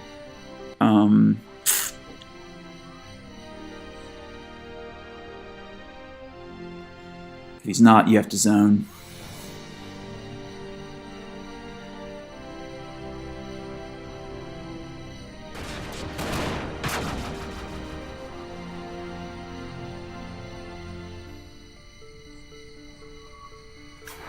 Either way, I need to buff up.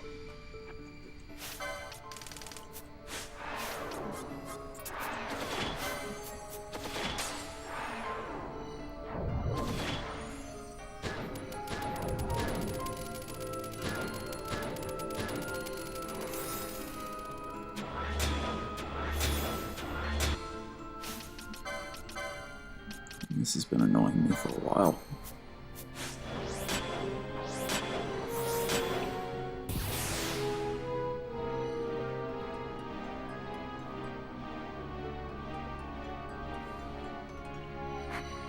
Alright, let's see if he's here. Hooray!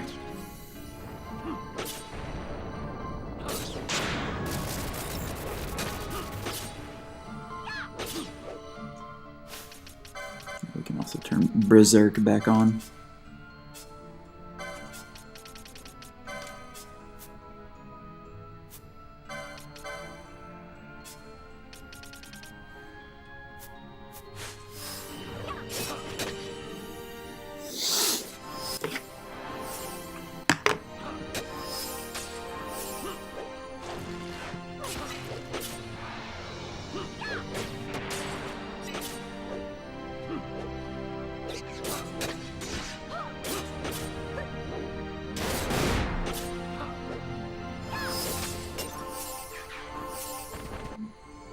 Not even a trophy.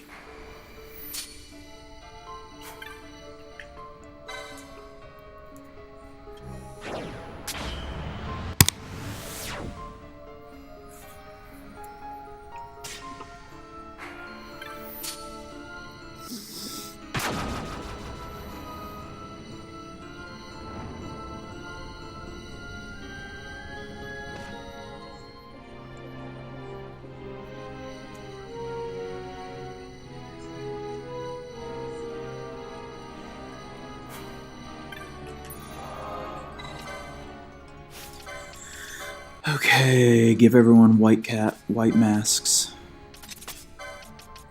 His Ultima does holy damage. Keep the ribbons on.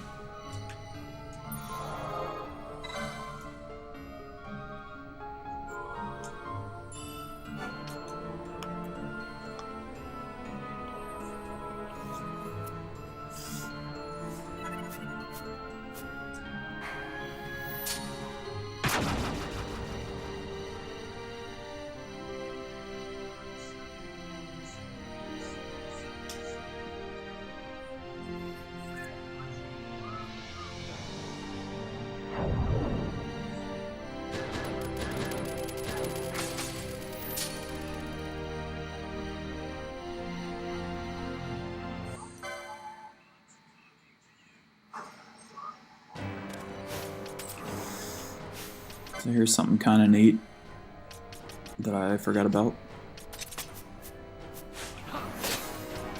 Blind him.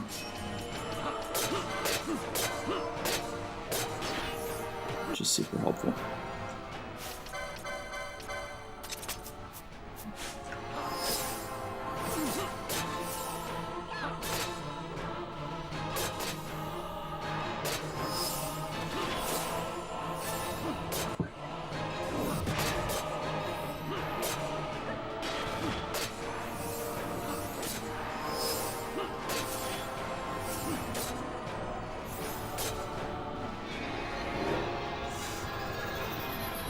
So Holija will heal me.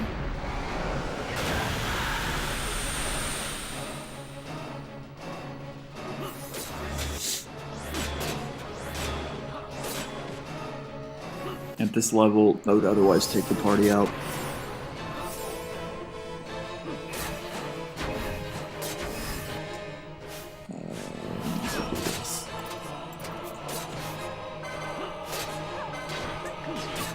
Now that they're reflected.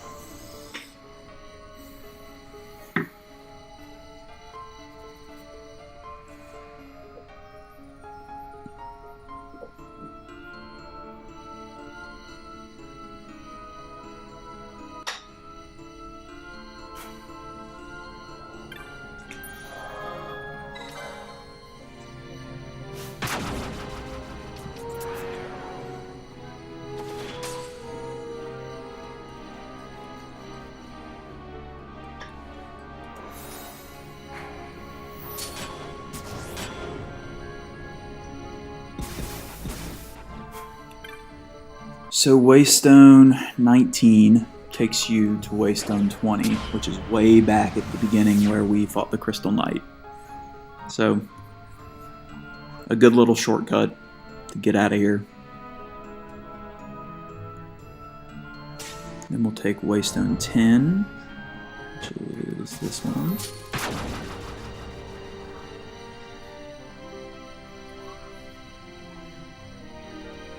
Back to the entrance area.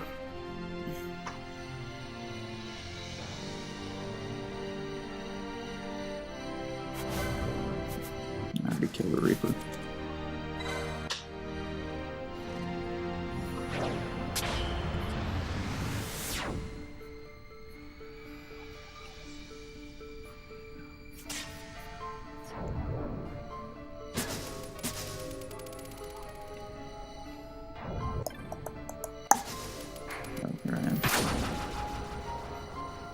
Hey, Yeoman I just saw your chat. I don't know if you're still on or not, sorry, it was covered up by the Great Crystal map, but I'm going for Order of Ambrosia. So that requires the Omega kill. So now we're going to exit through the bottom of the crystals because it's faster than going back through Giruvegan, and also we've got to get the OoA, or however you pronounce these. Cats with the hats. So there you go. There's your entry.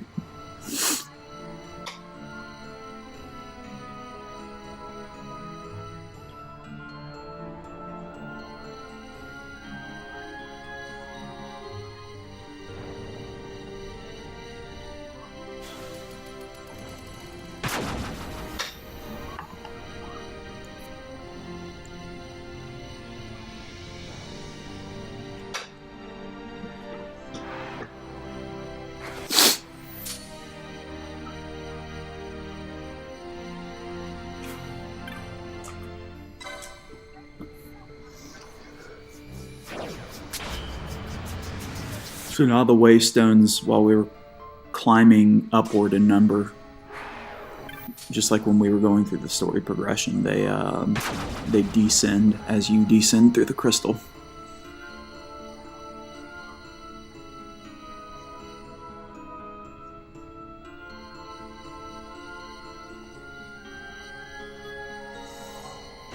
These dudes that did so much damage.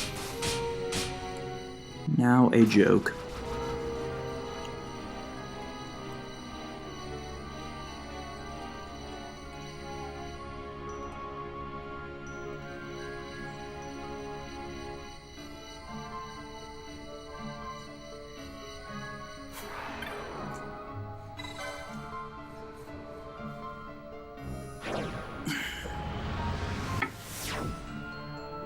Stone 5. Just go straight through here.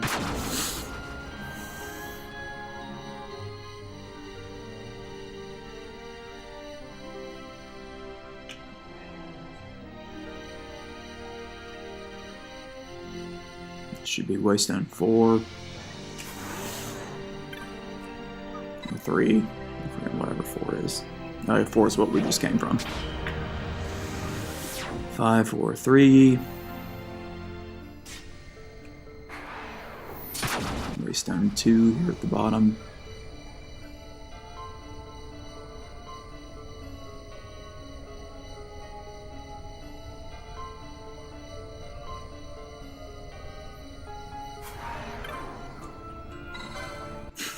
I can't count. Two's the one you teleport to.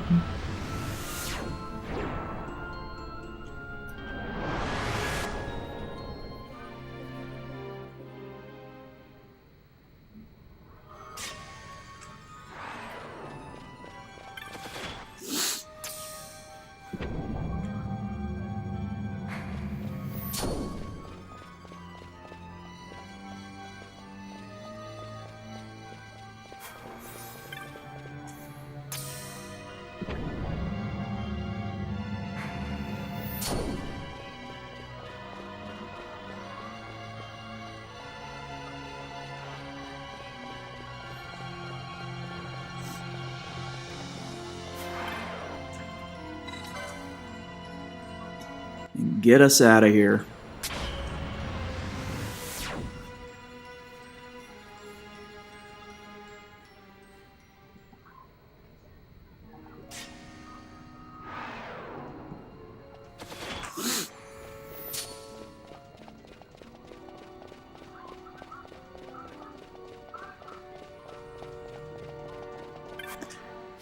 Ooh.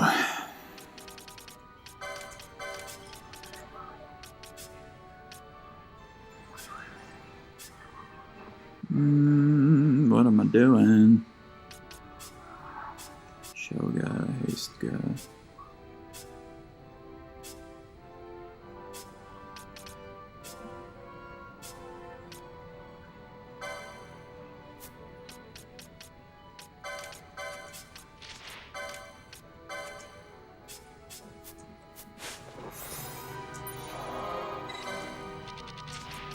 To the neighborious Deadlands.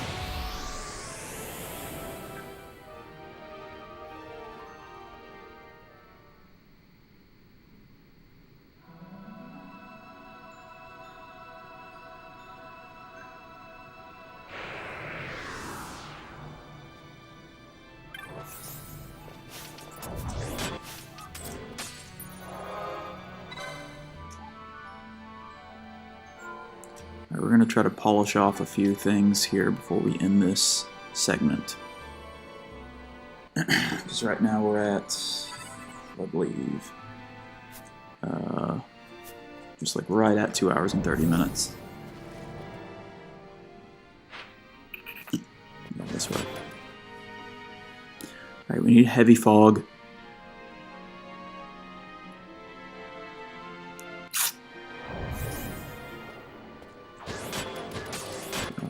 It's not that. So let's zone.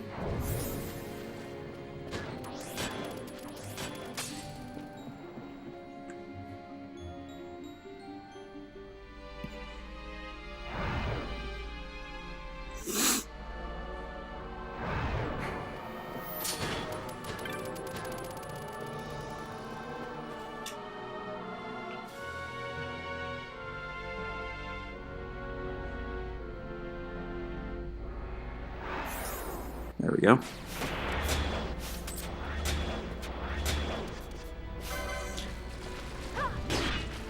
Kill the Liamonde, the lemonade entite.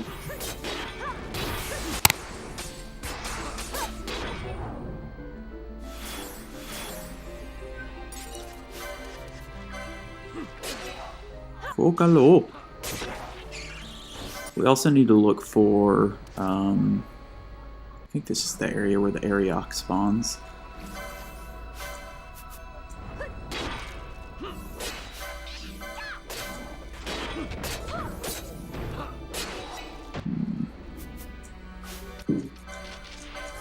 Where will her MP go?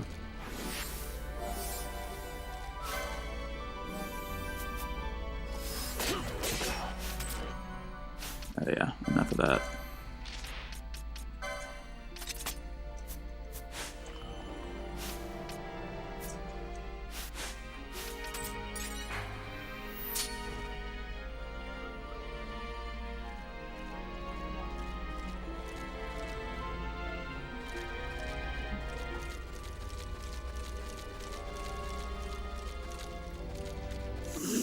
Alright, we'll come back for Ariok.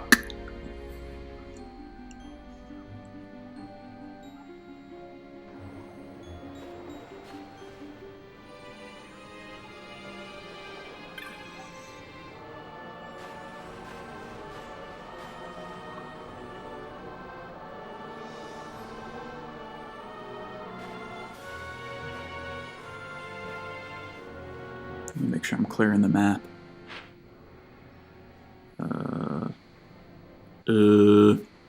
Alright.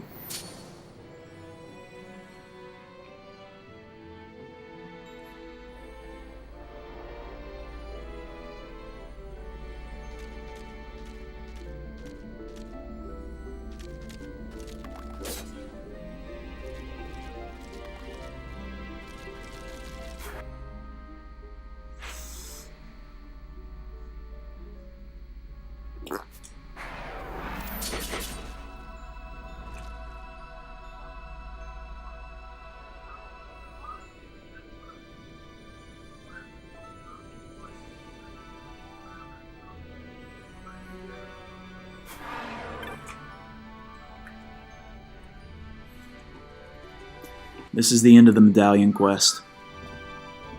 So all that crap we did a few segments back with these three guys and Arcades and Rabanastor and I don't know what the other one was.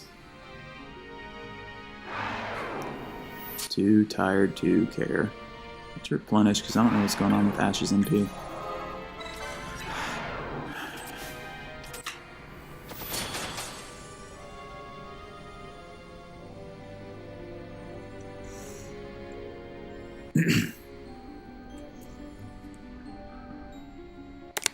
Now that those guys agree that, you know, we're badasses or whatever it is that they say. This way.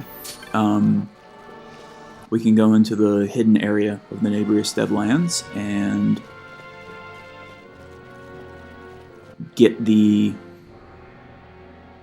specific medallions to open the different doors in the neck roll of Nabudis. This allows us to kill and get Chaos, the Esper.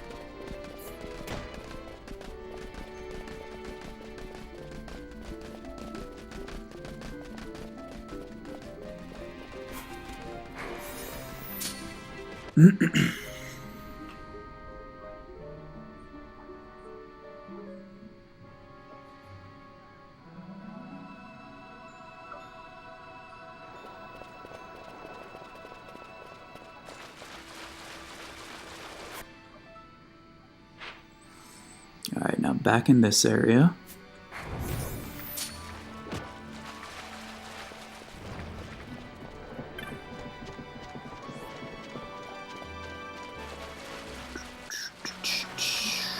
Straight ahead, secret area.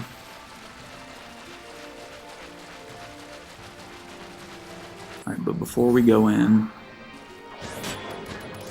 does she have infused?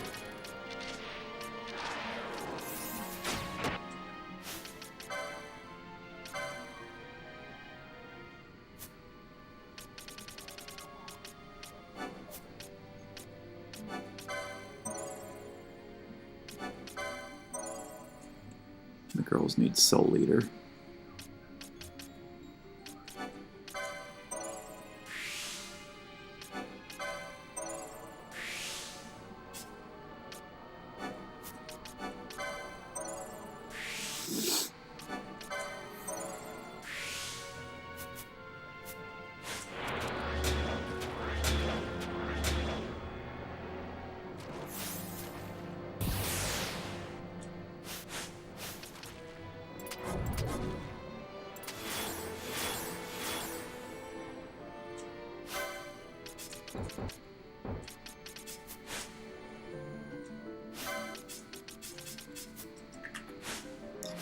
We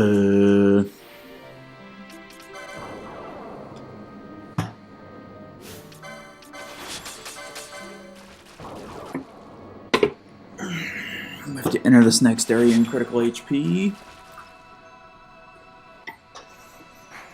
as we hath done.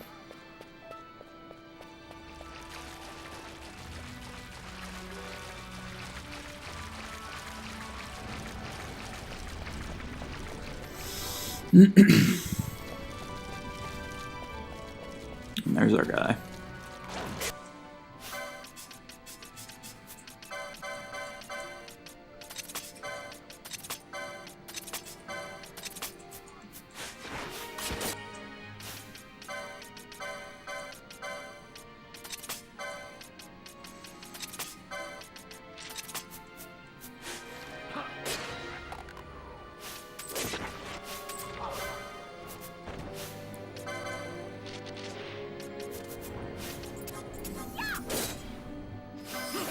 The Velelu.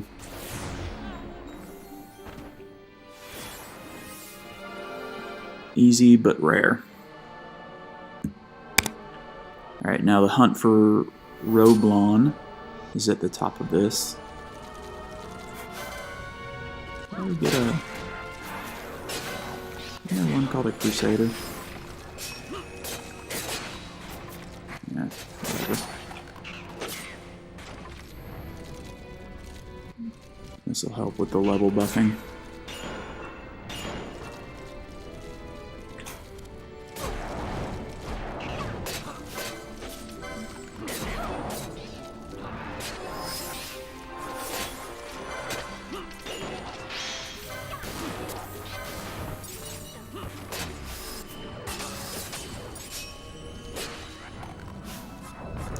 Oh, did she now?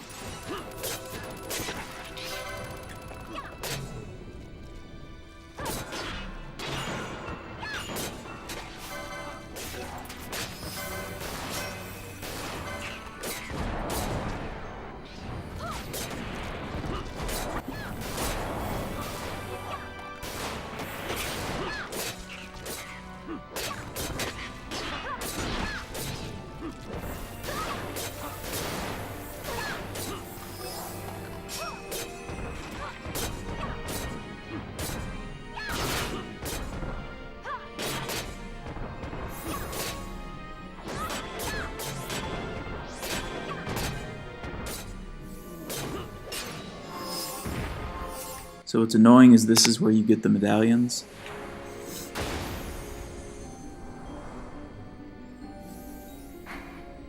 But you've got to exit and re-enter for it to actually register.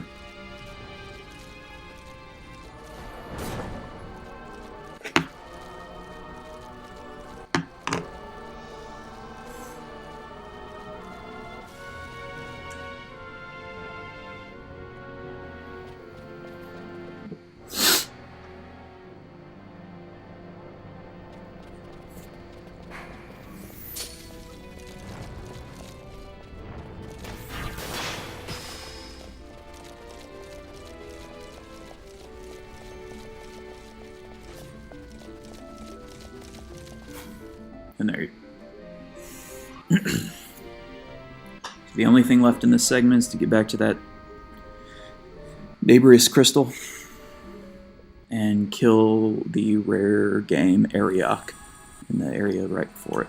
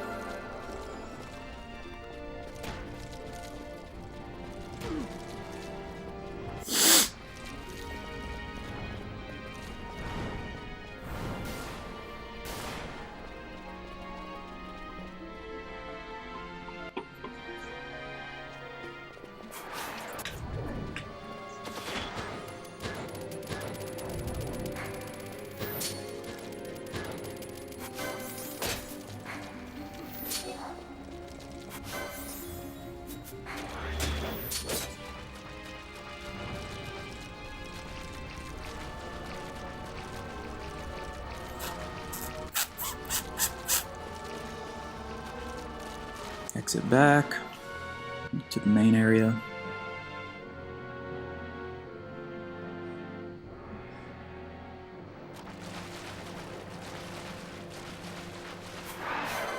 Make sure we kill a foobar. Nice little nerd programming reference there. Alright, let's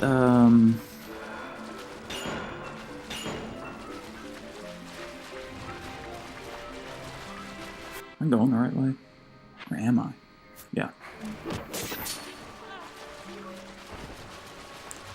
The Ariok should be here, I thought.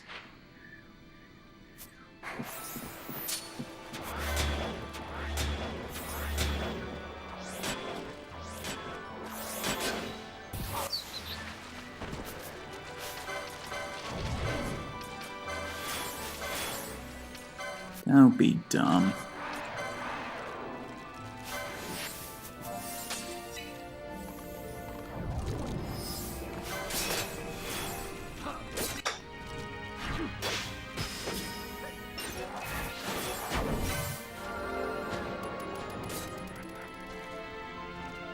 Yeah, there's the Ariok. So really just zoning 3 times gets him because he's got a 40% chance of showing up.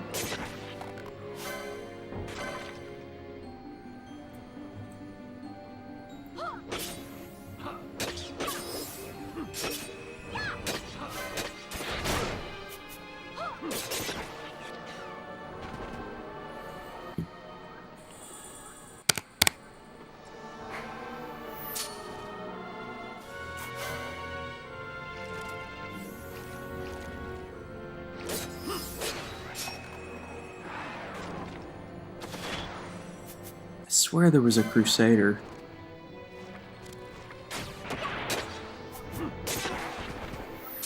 Well, we'll find out in the cleanup.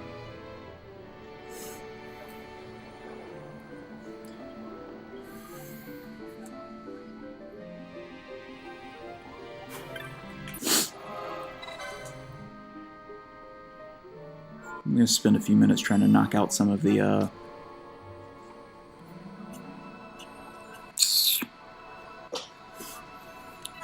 quickenings.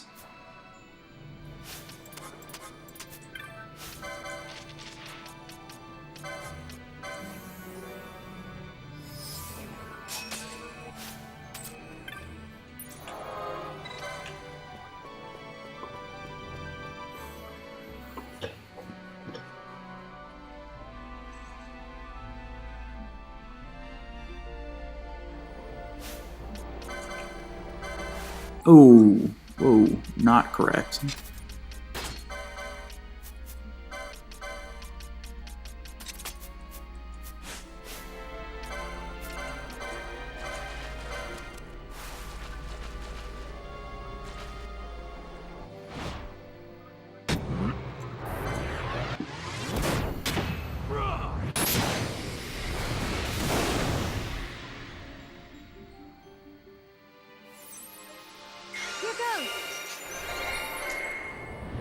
There's Inferno, that's our first one.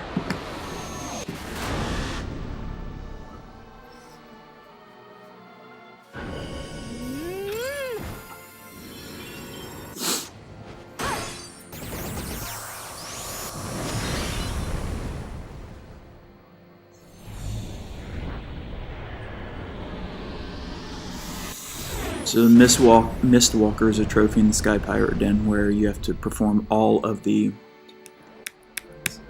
8 different, what are they called?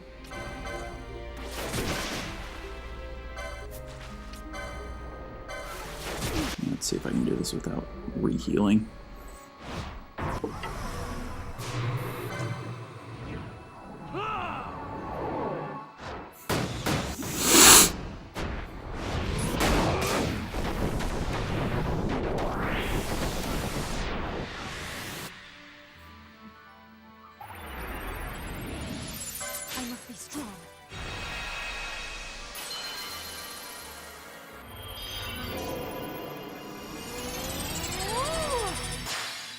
Concurrences.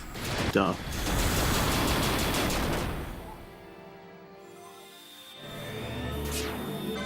No holding back.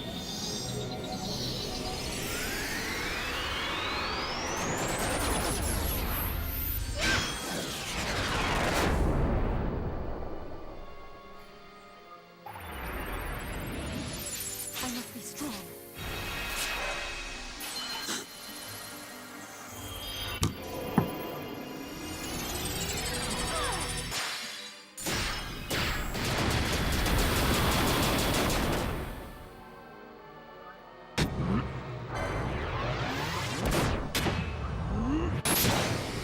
Alright, I think that's it. I might have miscounted, but that should be Torrent.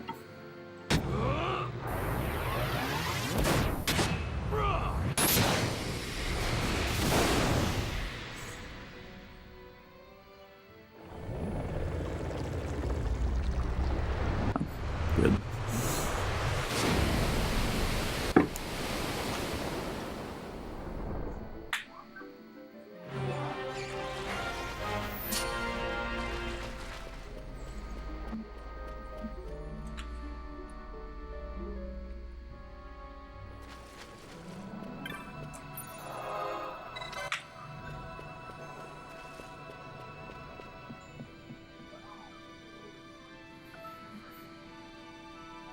Let's go for Cataclysm.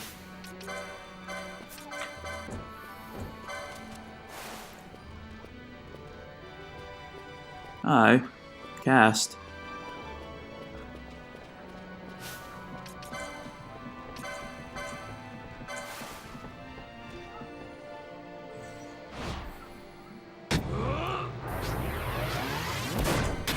Two.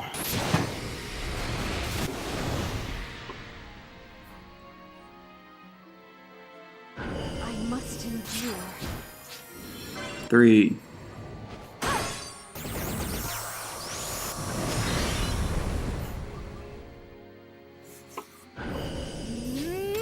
4.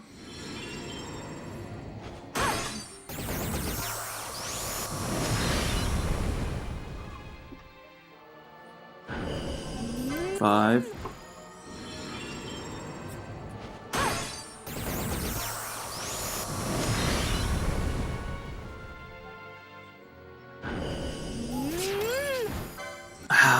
'That was dumb.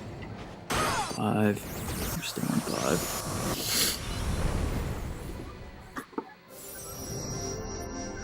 6. We can win this.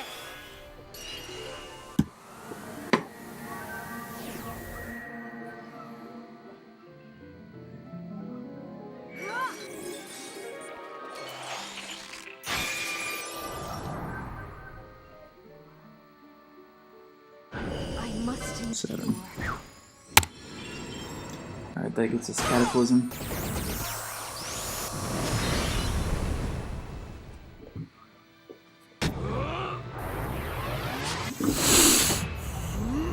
Let's see if I can knock out 1 or 2 more.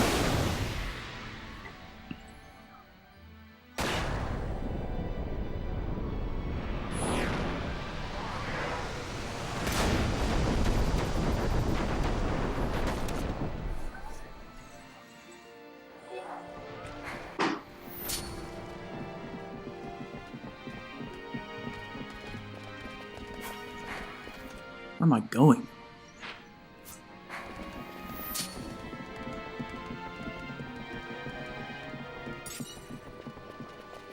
Does he?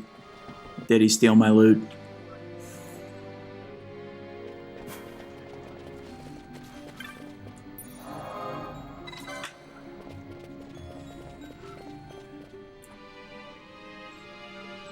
Let's see if we can get the Arc Blast.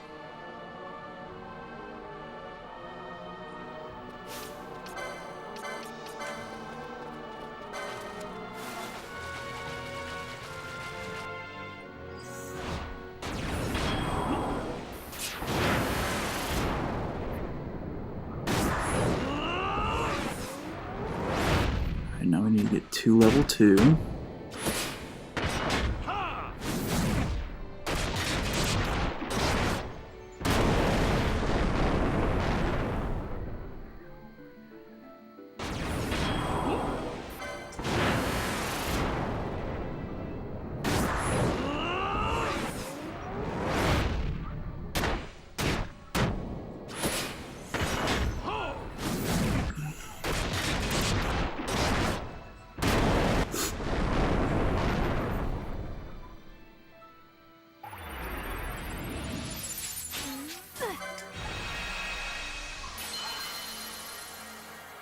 Alright, just 1 more level 2 and 1 more level 1, and that takes care of Arc Blast.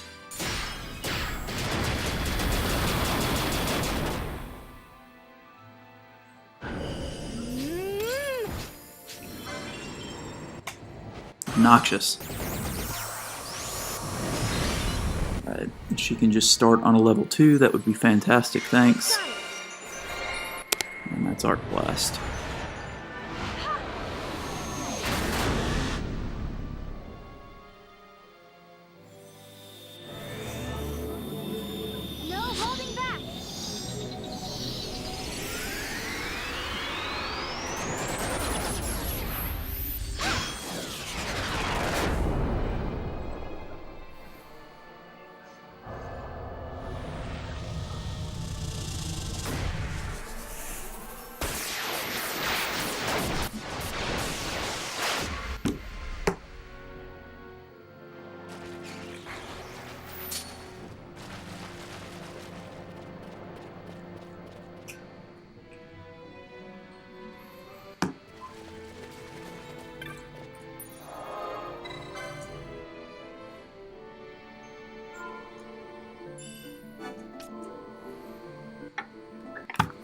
And thus concludes